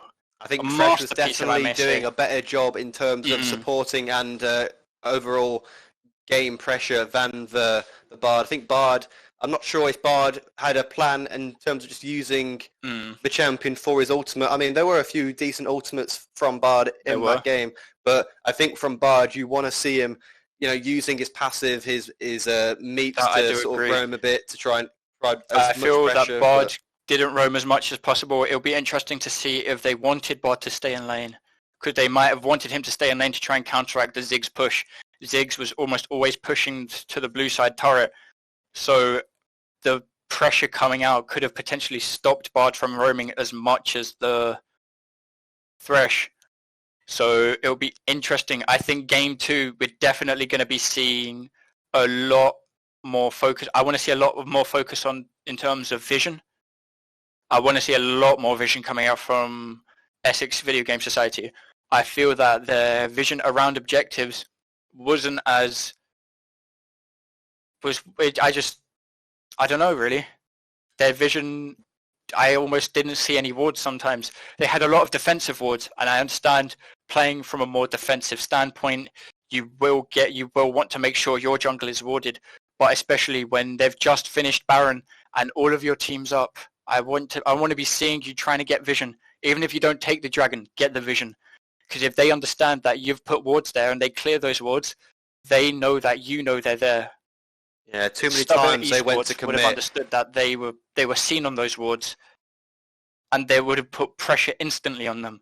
There must be some kind of lack of communication in terms of, you know, who's going to ward, how, you know, where people are. Because many times I assumed that they did have vision and they saw where, say, the volley was, and they could maybe try and make a play on the other side of the map. But every single time where we thought, you know, in an ideal situation, they did have vision, it seemed that they didn't, and it came back to bite them, especially in the top lane. I know that Kennen was trying very hard to try and trying to get those solo kills, trying to push, trying to get that lead. Kennen, one of those. So I do believe we are having an interview with one of the players of STUBA eSports.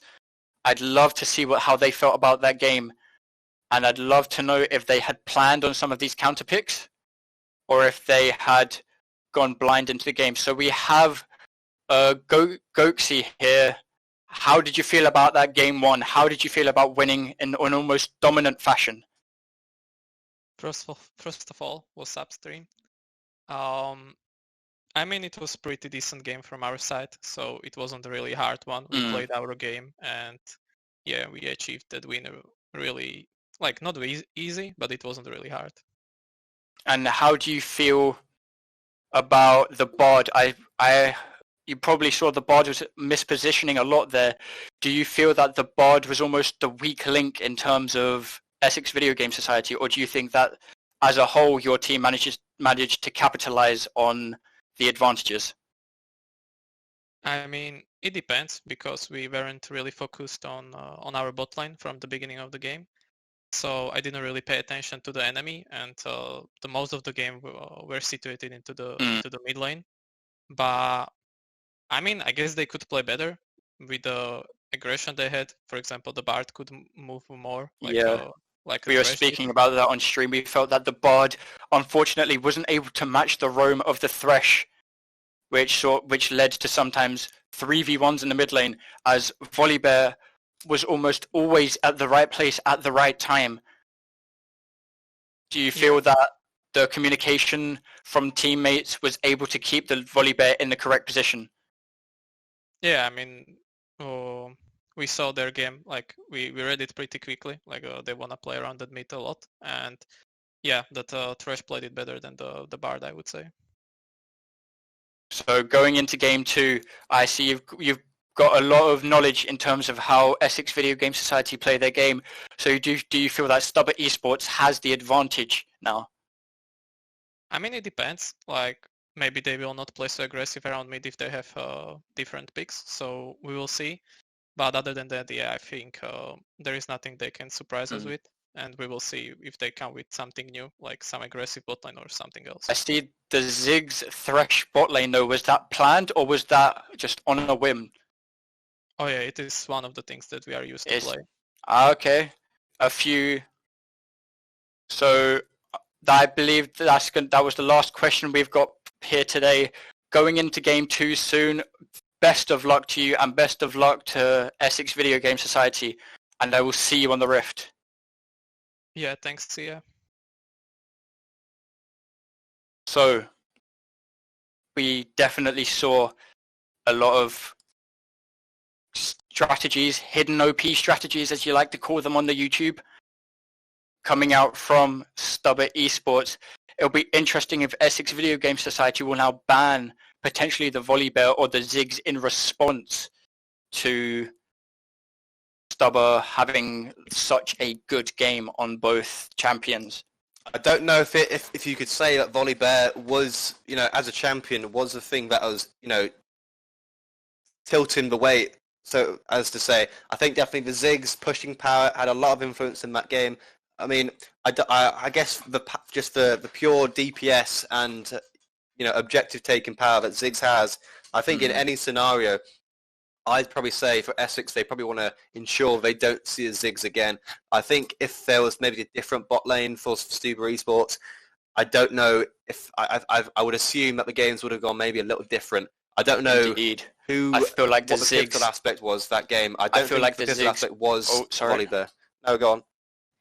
I feel like the Ziggs just being in the game allowed them to end so easily after that fight using his passive, and I feel that Essex Video Game Society will definitely try, and I do think we'll see a Ziggs ban coming out here, honestly. I feel like the Ziggs ban is necessary. But it seems like both sides are trying to get unconventional bot lanes going, because we saw, the Ziggs and the Swain. I think they know that if they try and go for traditional ADC, they're going to be very immobile. And, they could have a potential to do a lot of backline damage. But if you pick something like a Swain or a Ziggs, or we might even see a Syndra or something like that, which works in the bot lane but has that sort of control mage power, I feel like both teams will want to stick to that sort of trend. We saw an AP bot laner coming out this time. Will we see an AP bot laner coming out again? We saw that because they had the Lucian mid, I feel that Lucian mid Ziggs bot lane was pre-planned. They knew that if they had an AD mid laner, they would be putting an AP carry in the bot lane. Ziggs, we know from seasons of playing that Ziggs has always been a staple in terms of an APC. Cassiopeia as well with the Conqueror could be being used as an AP carry. I mean, these are some potential champions we could see, but I think it was definitely a big throw to Essex Video Game Society that the fact they had the Lucian and the Ziggs in the sort of in the pick phase, because if you see a Ziggs and you see a Lucian, especially now, you don't know even if we were going to be bot lane. We thought it would be Ziggs mid, but it turns out it was Ziggs in the bot lane. I mean, I wasn't expecting the Set to be mid either. I think in terms of the mid lane, Set did well to hold his own. I personally thought that considering the matchup, there'll be a lot of potential for Lucian to bully, because he can abuse his abilities and the I feel capacity he has even to with bully him. even and with the then fact be Lucian away. could bully, Set was still able to hold his ground, picking up the first blood on Lucian. And I feel Set was a good pick. It was definitely a strong pick, a very good flex pick. However, Set definitely did do work that game. It has to he be said. did definitely. Set, unfortunately, with Kennan's ultimate being down, we didn't get to see the wombo combo with Set E into Kennan ultimate. But I do think that Set will be a highly contested pick again because of the ability to flex it in almost every lane. I mean, that play at the Baron, that could have been pivotal for EVGS if they could have pulled that off. But we're going into pick ban. Wonder what it's going to be, and it's the Syndra again, banning the Syndra, so we have no chance of Syndra APC. I think that's a big possibility if they hadn't banned that, because they probably know after that one game Ziggs is going to be definitely hated by EVGS. Definitely. I think they'll be interested to ban them now. I'm not sure what their priorities are. They still don't want to see the Kale ban. Kale just very strong. Kale's a mixed damage carry at the moment. We do see a Set ban from the side of STUBA. So STUBA eSports know that Set was a pivotal factor in the game. STUBA knows that if Set wasn't in that game, it would have been an easier game. So Set banned, no chance of Set mid. Vayne ban coming out from EssexVGS Society, and we have an Amumu ban. I think there's a gentleman's agreement here. Last time Essex banned it, this time STUBA eSports banned it. There is a gentleman's agreement not to play Amumu. I think they both know. If they were to play the Amumu, it would definitely change a lot of damage, a lot of CC. Indeed. Same goes for Samira as well.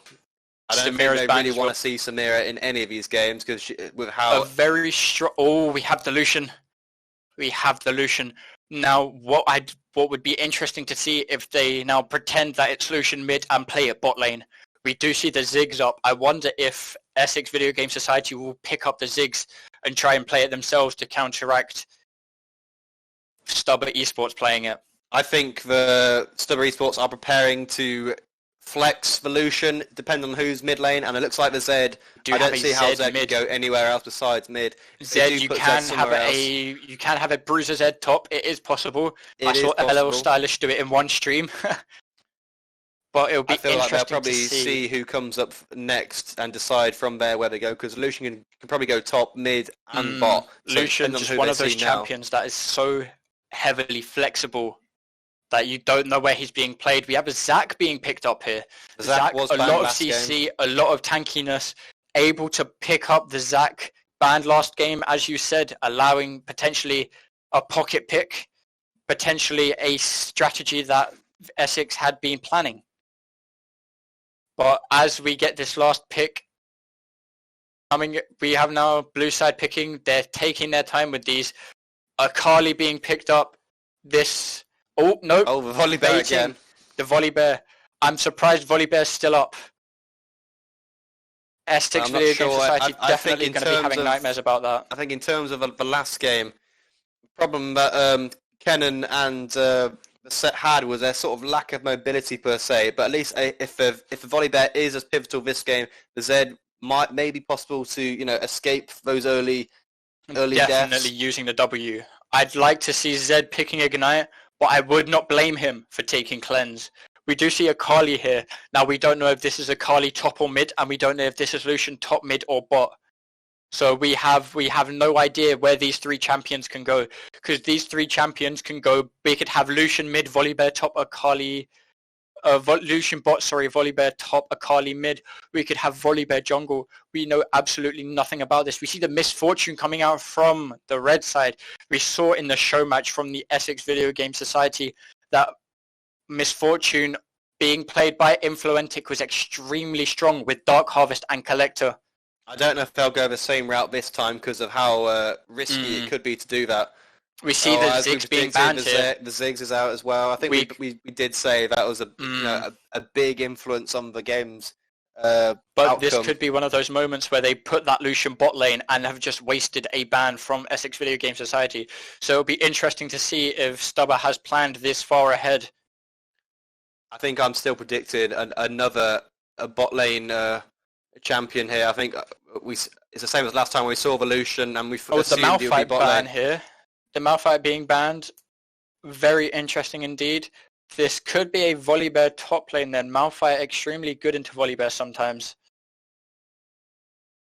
But we will just wait and see. It could be potentially a Lucian bot, Akali mid. I'm predicting Akali very good into Zed, as Akali can shroud and stop Zed being able to land his Qs. A Lulu being banned here. Okay. We have not seen a support yet from STUBA eSports. Indeed, I'm assuming they're probably going to play something as utility-based as the Fresh we saw. I think I'll be surprised. Well, I'm not surprised if we see Fresh again, because Fresh did very well last time. And if we don't see Fresh, I think we're still going to have some kind of utility. If a Morgana ban happens here, I do feel the Thresh will definitely be picked by STUBA eSports. Well, they've gone for Ornn instead. We have banned the Ornn. Okay, this leads me to believe that they haven't picked their top laner yet. This leads me to believe that it's Lucian bot lane, and they're trying to get rid of some of those very aggressive top laners. Ornn being a tank, mage, bruiser, healer, everything sometimes. Well, we do know they did ban Morgana last game. We do have a Galio. I do feel that this is Galio support. I do think we have a Galio support here. It'll be interesting to see if he builds AP or tank. This could also be predicting a mage bot lane, however, because Galio with the passive magic resist shield, able to... Oh, is this going to be an Annie? If this is Annie, this is definitely going to be Annie bot lane, I do believe. I think we have an Annie bot lane. I don't think Annie will be played mid into Zed. Can you play Annie as an APC? I thought you could maybe go Annie as support with a recent changes to her E. You could go Annie support indeed. Oh no, it is. I think it could be Annie APC. It is Annie ABC. Yeah. I'd like to see Pantheon with Annie. Pantheon using his stun as a gap closer and then allowing Annie to hit her ultimate. Leona very good as well with the ranged stun on her ultimate. This could be an Annie Leona bot lane. That Leona will be a lot of trouble for that Misfortune. Misfortune has definitely got a lot of. She's got a lot of frontline there with Zac and Galio, and Zed will be there to help out with damage as well, but she'll be the only one in the back line there. There's definitely going to be cleanses coming down from the side of STUBA eSports. Misfortune with the cleanse. I think Zed could get away with having ignites here, but I'd like to see what Essex Video Game Society pick up on their last pick with the Gragas here. This could be a Gragas top. This could be a Gragas support Galio top. Might be a Gragas mid. We've left the game. This could have potentially been... I don't know what to say here. We've gone back into draft pick. Don't know what's really happening. I don't know if they'll pick the same champions. I think the Gragas was a mistake. I guess we're just going to reset here then. Different champions being banned here. I don't know if they're resetting it. Ari being banned here. Aatrox. Okay. They are just resetting. So we will have the same picks coming out here. And...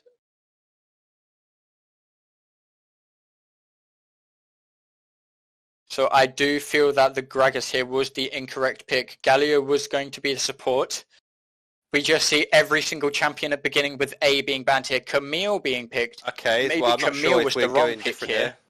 Gragas was the correct pick. Okay, Gragas was the correct pick. So what I've just heard from one of the producers, Annie was meant to be Camille. I do think it was going to be the Lucian bot lane with Camille in the top lane. As I predicted, they tried to predict the AP bot lane with the Galio, and it turned out to be Lucian, meaning Galio's passive almost useless, as Lucian will have a high AD damage output.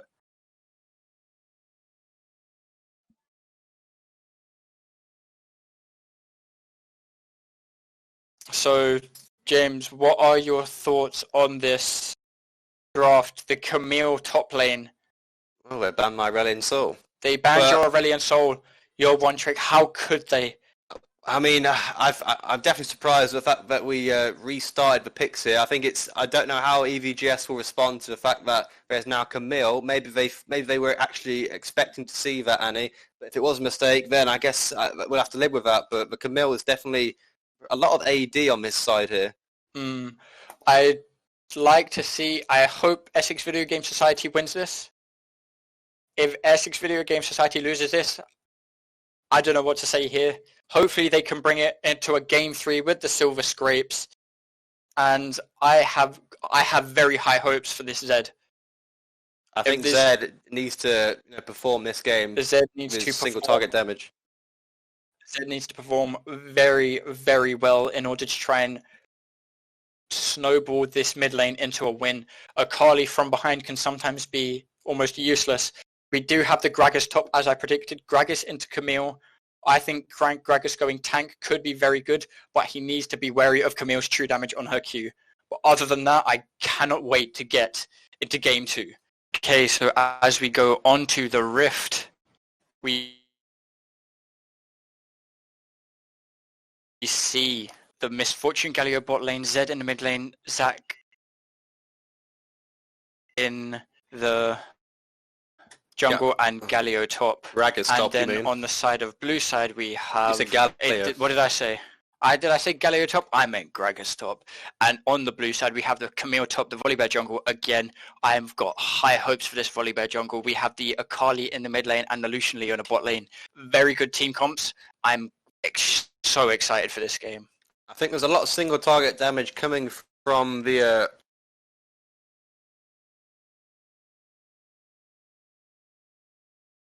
EVGS team. Their team fights may be a bit better. You think about the CC that Zach, Gragas and Galio can provide.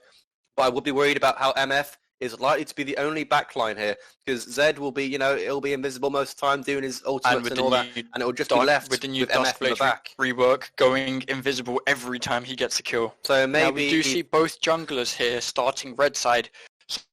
So we're going to be potentially seeing a level 3 gank top lane, and I would like to see, because I think Lucian will push the lane, I'd like to see a Zac early gank onto bot side.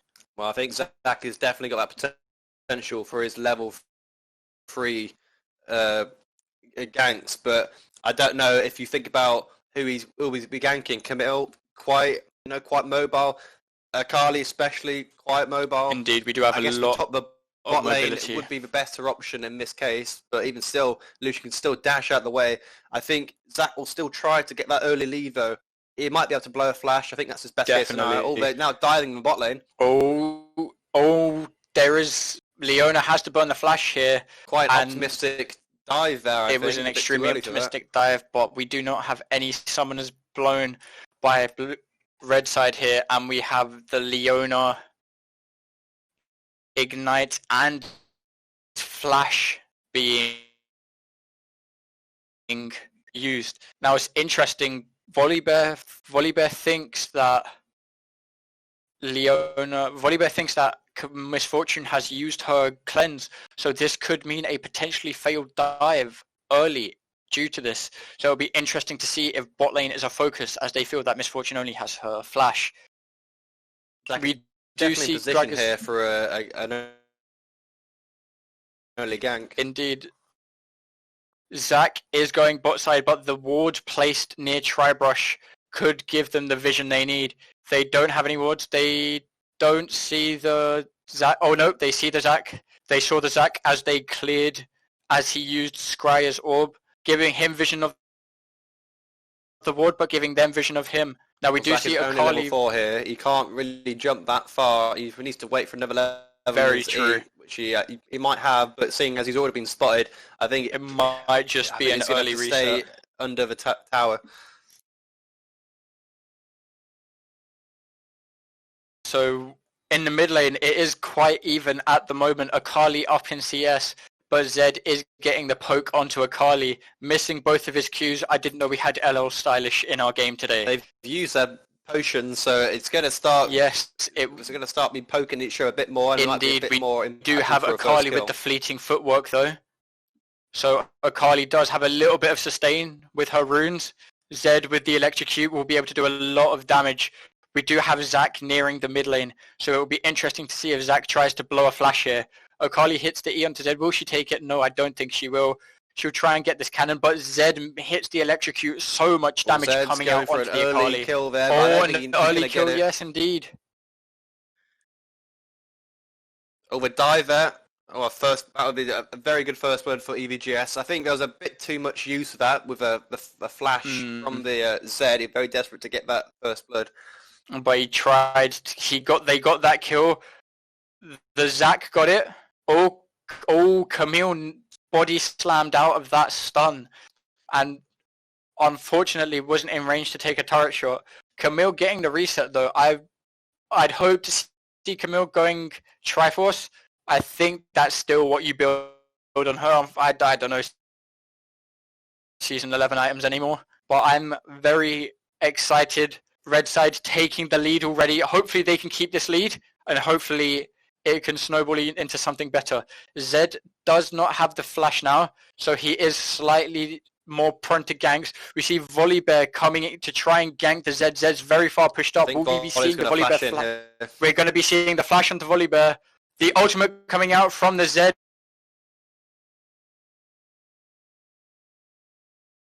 Jutsu, and he manages just to escape with his W. The Shadow Clone Jutsu coming out, keeping him alive. His Zed isn't dead. Well, Akali did just flash for that, but Akali did flash for it, and we didn't see a flash coming out from the Volibear. So Volibear still has that pressure in terms of flashing onto the laner.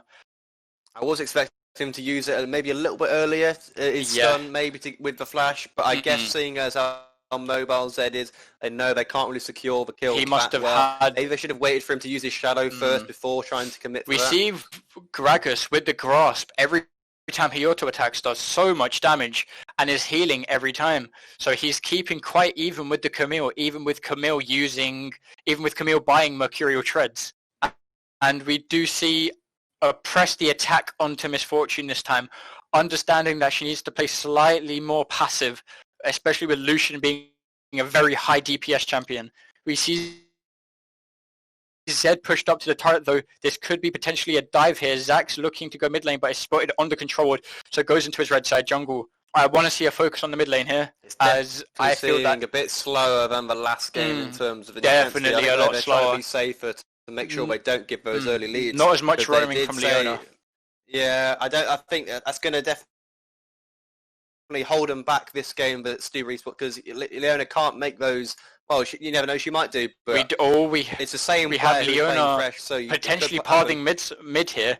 She's going through the jungle, might be going for vision, but we could be. I do think this is going to be a Leona gank. I don't know if they know there's vision in that bush though. Yeah, there's a ward in that bush, though. They know Leona's there. Leona's playing around. She's playing very well in terms of vision. Waiting for him to She's going for a lane gank. Akali using the ultimate straight away onto Zed. But Zed just playing passive, playing towards topside, knowing that Zac's there. I think that was a wasted attempt by Leona there. I don't think she'll be probably better off just going straight to bot, because now she's levels behind. But she's still trying to make it happen. Now going into the jungle, she's getting assuming to go for vision. Did she get the ward? She did not get the ward, but this could be a 3v1 coming onto the Zed. The Volibear is prepared to gank the mid lane, or this could be a Drake. My bad. I do think we're seeing Volibear take an early 8-minute Drake. This is what Drake is this? I don't even know myself. I'm casting the game. I'm not sure if Bear Tree knew that Leona was still there. They did have a ward in there before, but I think Leona just has that much pressure. We have Galio on the Drake now. Galio could be the hero and steal this Drake. I'm not sure if it's going to happen. Galio almost getting it, but Volibear is very low. Misfortune misses the ultimate, and Leona's just locking her up. We have a Akali dying in the back. Definitely getting messy. Camille's trying to kill the Zed. The Zed dies, followed by the Volibear. The Taunt coming out onto Lucian and Leona could be meaning Galio's dead here. Zac's going to be in his passive form. Are they going to be able to keep Zac alive? We have STUBA pulling out ahead in this fight. Zac's going to go down here. That's going to be a 3-for-2, a 3-for-1, sorry. On the side, no, it was a 3-for-2. My bad, a 3-for-2 on the side of STUBA with potentially a turret dive. They are all quite healthy. This could be a death onto the Gragas if they want. Very bad spot here, but he looks like they're going to allow him to back. I'm not sure how that fight really was supposed to pan out there. It went as I sort of predicted though, with the MF being caught out. I think the Leona had flashed to Q. The MF managed to stop the Misfortune. You know, if Misfortune was able to keep that ult, that kept Volibear and Lucian in that Baron pit, making sure they couldn't enter the fight as quickly as possible.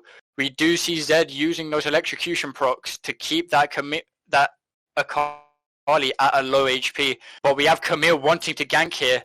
This could be a death. Flash being blown by the Zed, the Ignite and ultimate coming out from Akali. This could be a follow-up kill. No, the Akali survives, calculated, and that is a kill going on to the Zed. Zed 0-2 now. I'm wondering if Zed knows that that STUBA are trying very hard to come in. We've just seen Leona was spending quite a period of time. I think they know to play around their mid laner. The Masters mid laner proving pivotal in this. Zach in, trying to keep the Camille on the turret. He probably won't die here. He's going to try and clear the wave. Zed's coming in though. They could be potentially getting a kill onto Akali. This could be a kill. They're going in. As well. Oh no. Oh, he's left. Zach decides to cancel. But there is a very early lane swap.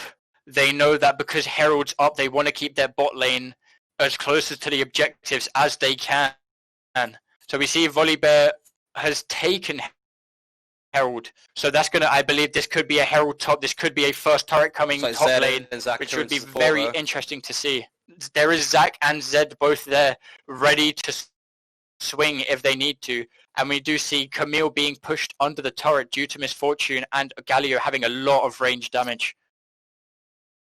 I'm not sure. I don't know about you, but on the Zach here. I think this is a very even game at the moment. Zach could be going in for the gank. Zach going in for the gank. Akali manages to hit the E and Shroud so she can't be seen.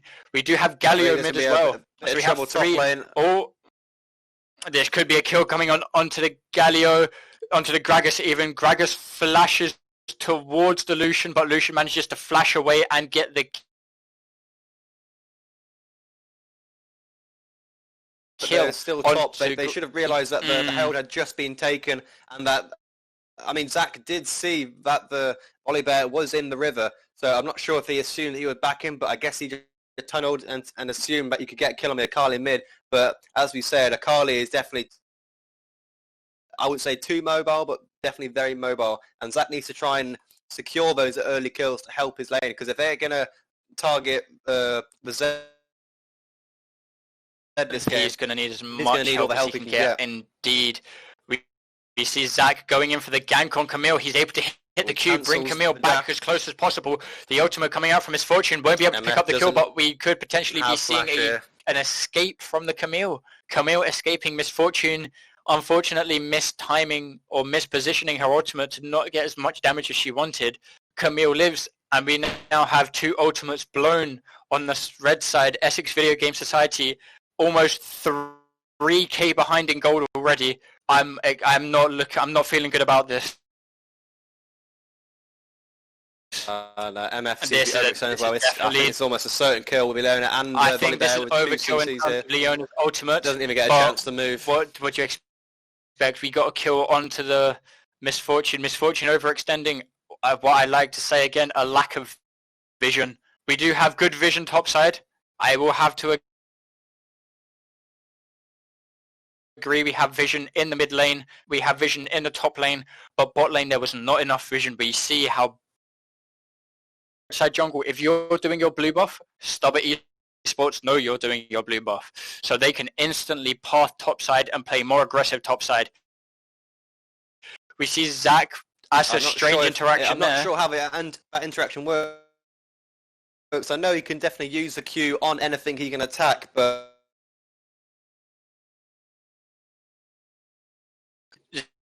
Zach is trying to steal the Drake. It's a Cloud Drake, so we know it won't be an Ocean Soul or Cloud Soul, but I do think this is Drake going in favour of blue side here. I do think we are. I'm really hoping that Essex Video Game Society is going to be able to respond differently from they did last time, because if they're going to keep ignoring these objectives and letting STUBA eSports it will come back to haunt them. But they're going to need to make some changes here because there is a shutdown on the 250 gold on the Lucian, 150 gold on the Volley Bear. That is 400 gold. And I don't know about you, but 400 gold sometimes can mean the difference between an item. It can mean the difference between winning a team fight and not winning a team fight. Oh, we see a Kali out of position here, but the Zed and Galio respecting the fact that Leona and Lucian are bot side. We could be potentially seeing a kill top lane. Zach is there, but cancels his Zach E for some cancels reason. the E. He could be waiting. Oh, this could be a kill. The Q is hit onto... Oh, flashes out and she just hits the E. That's the longest E I've ever seen. I don't know about you. They tried to get as much as they could out of that, but we definitely see a lot of mobility coming out from STUBA eSports. But we do see flashes being Hex Flash, I believe, and normal Flash being used by both supports. This could be a top, this could be a mid lane being taken, opening up the map every single...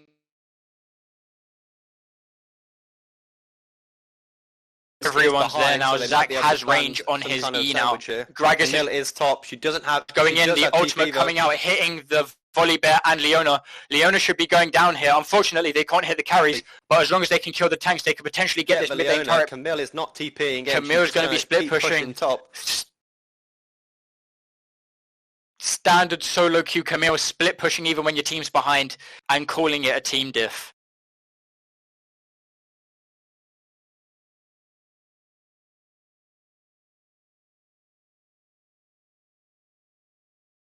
Using that mobility to escape the Gragas ultimate. We do have wards from the red side onto the Rift Herald. I'm liking this a lot. They have vision on the objectives. This is something I criticized in the first game, and they are acting upon it. They must have known. And the Galio, I feel the Galio is doing a lot better. He's putting...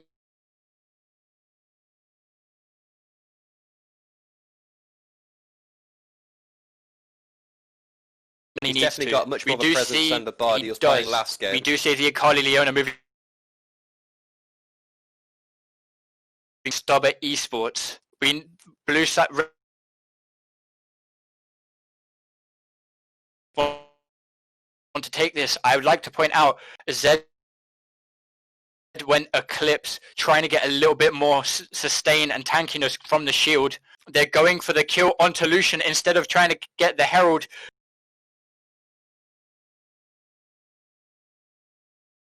Lucian uses the ultimate. I don't know if he'll be able to get away though. Oh, he's used his E the wrong way, I think. The wrong way. That must have been a misclick. That is so unfortunate. That could have been a kill. And we see the Herald coming down from Volley Bear. I would not be surprised if this is used straight mid, trying to break down that mid lane turret, because we know that the mobility and CC on STUBA eSports is good. We have the ultimate coming down from Leona, the root coming down. That's just a dead Zach. Zach's so out of position here. I don't think he's going to survive this. Camille is going onto the back line, making sure they can't protect their fallen comrades. That's the kill. What was going on I think he overestimated his tankiness. Didn't realize that the Sunfire Aegis, even though it's broken on a Mumu, it is a...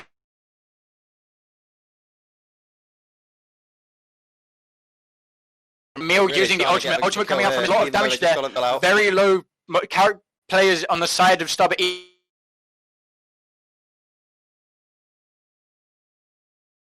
Galio gets Gragas, that could be a taunt coming in onto Camille. Camille should be dead here. He can't escape death 3 times in a row.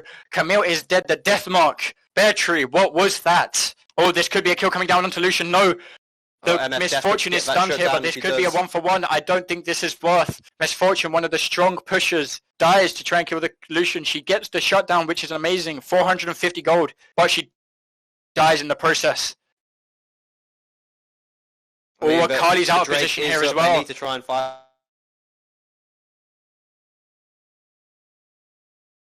Oh, Akali escapes. Oh, a TP coming out from the Gragas. The Gragas wants to make sure this Drake is there. The Gragas going onto the Volley Bear. They want to kill this jungler. They want to make sure you can't steal this with a smite. Volibear's extremely low. He might try and go onto the Zed here. Camille's in. Zed, will he be able to shadow? Just barely misses it. Very soon. The taunt coming out though. Galio doing so much in this fight. Will he be able to taunt or knock up the Camille again? We know Gragas is there. Lucian is entering the fight though.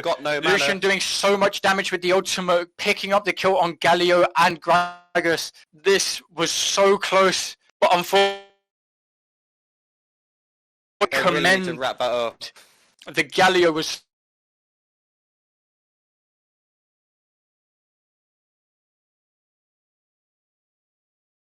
amazing. I feel like they definitely need to try something there though, because it's gone fruitless though, because they've got the third Drake. I think you have to respect the fact that they did try, but I feel like the fight's dragged on too long, and the Lucian came in.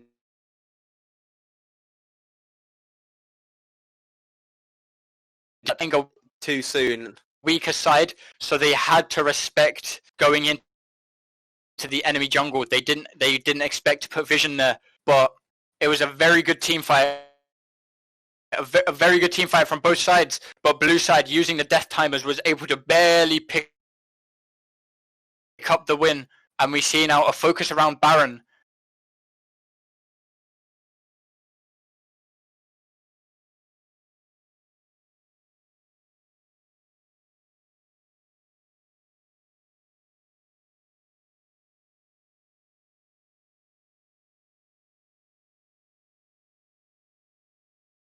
I don't know about you, but I expect to see a lot of pressure around this Baron very soon. Volibear hitting the Galio through the E. Galio gets...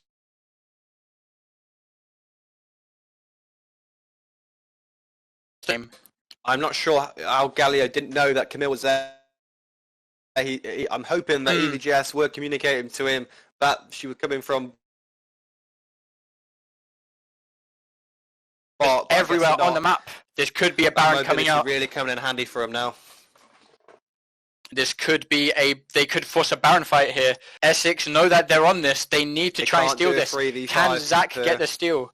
We see Leona outside the Baron pit.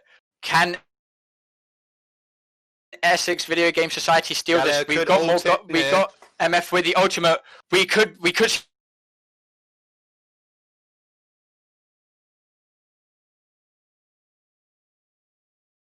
Volibear now. Will they get the kill into Volibear? And Misfortune and Galio both die. We're unfortunately not seeing the kills. The damage is too strong. Camille managing to kill Misfortune solo, and Galio, Zach dying in the Baron pit. They got the Baron steal. I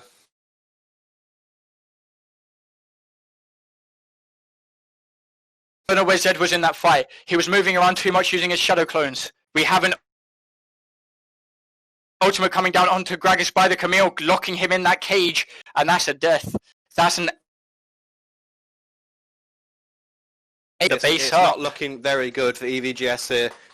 I think they were very desperate to try and contest that Baron. Very commendable. Brilliant fight from Influencer. Didn't have the numbers there. I think it went exactly as I predicted, though. The MF getting caught out, being the only backline they have. Good ultimate from outside. Brilliant ultimate, but that made it unpredictable. The smite became a lot harder as the damage output was unpredictable. We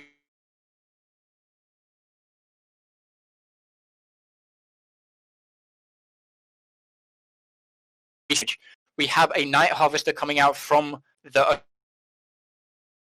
Akali, just an standard AP burst mage things, and we have a Sunfire Aegis is so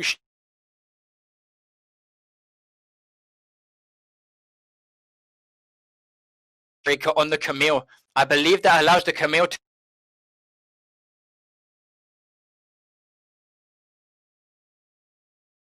Misfortune in a very bad position here.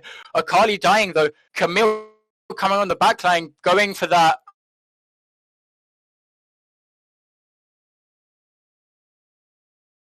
Fortune, the Lucian gets a double kill onto the Galio, and I believe it was Galio and Zach here. Galio and Zach going down.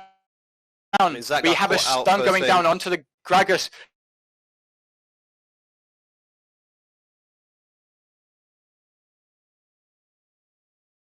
This could be it. Definitely a lot down.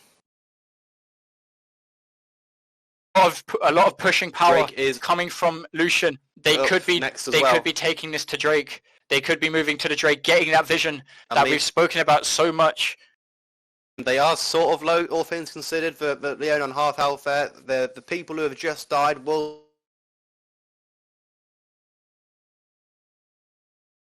We have to respect that Gragas does, both Gragas and Camille have the TP. Camille understanding that she can push this wave, might have to miss this team fight. Leona and Volibear being found. Lucian doing insane amounts of damage onto the Zach. The Kraken Slayer doing so much damage. Lucian, we have a TP coming out from the Gragas though. Gragas unfortunately not being able to be aggressive with his TP. And Zed's still not in this fight. This might be an Infernal Soul coming out for blue side. Drake is now up and they can't Leona, sorry. Now. I think they have to let them get it. This is going down too quick.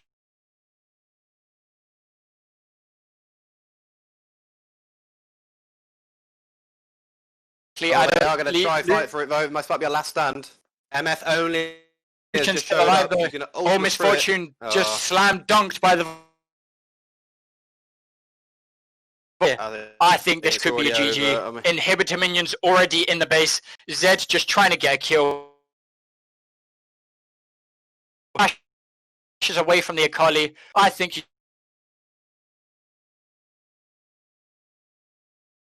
you have 8-second death timer on the Galio, 13 seconds on the Misfortune, but the towers are just being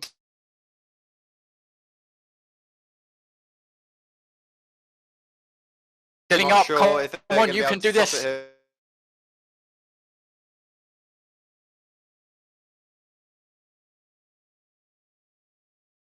Is the win 2-0 for the side of STUBA eSports. GG's on both sides. Essex Video Game Society tried their best, but it just wasn't enough. STUBA eSports managing to get the king. The Volibear again, just unkillable sometimes. He had so much damage.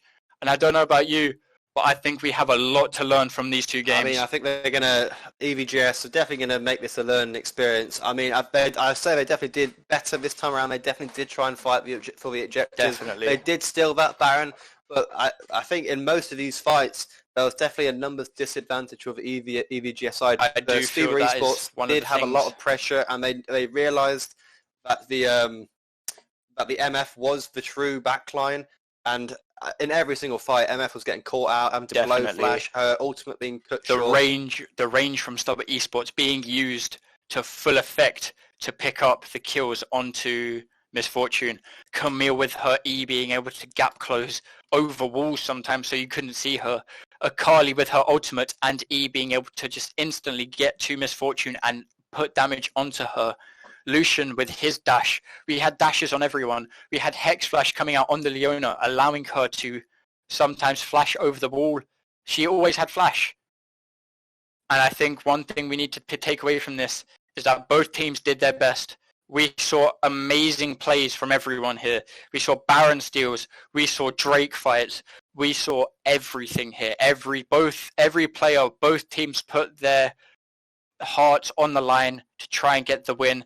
And unfortunately for Essex Video Game Society, STUBA eSports just had the edge and managed to get the 2-0 today. I think they definitely did as best as they could have. You know, there were some cases where they definitely had the upper hand, I'd say. I think this time around there was a definite change. I think we've got a guest there as well. Gokski, is that your name? I don't know. Welcome back to the stream. Congratulations on the win, the 2-0. How do you feel about it? Yeah, thanks. I think it was nearly the same as the last game. We thought that the enemy team would try to do anything else or something special from the first game. But yeah, they did the same. They played around the mid, ganking mid a lot. And this time I think we punished the bot lane more than the last time. Definitely, we definitely saw that. I'd like to ask, you put Lucian bot lane this time. Did you put Lucian bot lane thinking that the enemy team would try and counter pick a AP bot laner? From the beginning we didn't want to play Lucian mid. This time we wanted to play it on the AD carry from the beginning. Of course it is flex, but we wanted to play it on AD Definitely. carry. So yeah, that was the Because purpose. your first 3 picks, very flexible. The Volibear could have gone top or jungle. Akali could have gone mid or top, and Lucian could have gone top, mid, or bot. Very good flex picks by you. The Baron steal. I've got to ask, what happened? Oh yeah, I think there was we knew they will try to steal it, and we were ready to turn the Baron into the fight. But were you planning on focusing to kill them, or did you want to try and get the Baron as well? What was the main objective in terms of that Baron fight? Oh yeah, we wanted to turn into them and just fight them, to kill them all, but it didn't turn out. The execution wasn't really good. We can just blame it on lag, as always. But I mean, 2-0 today, very high hopes for future matches for you. And do you have anything to say to Essex Video Game Society in terms of what happened today, how games went down, and how everyone played? I mean, I think it was a good experience, and the scrims weren't so bad. Or the show match wasn't bad. I think it were 2 really good games in terms of, I don't know, maybe macro or something. There are some things that both teams can get better, but I guess we are both getting better by these Definitely. games. It's a brilliant way to look at it. And so were there any other secret strategies you had planned for game 3? Did you have any more secrets, or was everything laid out on the line for this game to try and win 2-0? No, we didn't really prepare for the third game. Okay. We are always trying to be flexible, so it's not a problem to play around top or bot, but yeah. I saw the Pantheon be hovered though. Were you potentially going to play Pantheon support? Pantheon, another champion that we both know can be flexed everywhere. It's just the season 11 meta. So I'd like to know if Pantheon was potentially in the mix, or if it was just a random placeholder. Yeah, we are used to play roaming supports, so yeah, we like to play. Yeah, we saw that. We spoke about that on stream. The roaming supports, almost every game we saw the support going mid lane, getting the kill, putting the pressure down. And I have another question. What happened with the Annie? I'm not sure what they are asking now. Oh yeah, some of the guys don't have Annie was picked here. Yeah, it was placeholder. Okay. Because we were predicting the Annie Pantheon bot lane. We thought that would be an extremely good bot lane, but then it turned out to be Lucian Leona, and you still won. So I guess everything was as it is. And congratulations for the win. And congratulations, and I hope to see good things from STUBA eSports in the future. Best of luck. Yeah, thanks everyone for watching the stream. See ya. And that concludes today's best of 3.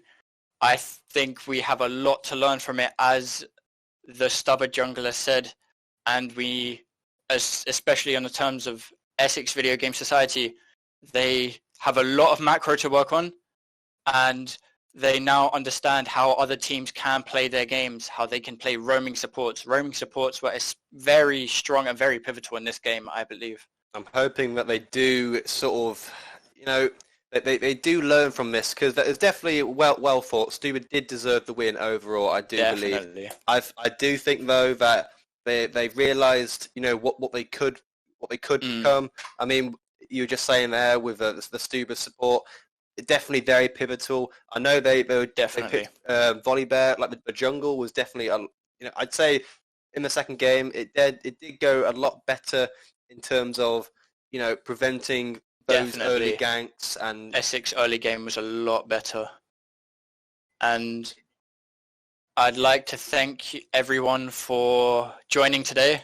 It's been wonderful to have you. I hope you enjoyed the casting from myself and Trapster, and we will see you on Summoner's Rift sometime soon. And don't forget, we have merch coming out soon. Essex Video Game Society merch. Buy it. Store coming out. Store will be up soon. Make sure to buy it. Brilliant merch. Jackets, jerseys, everything to make sure you can support your favorite League of Legends team as they play on the Summoner's Rift.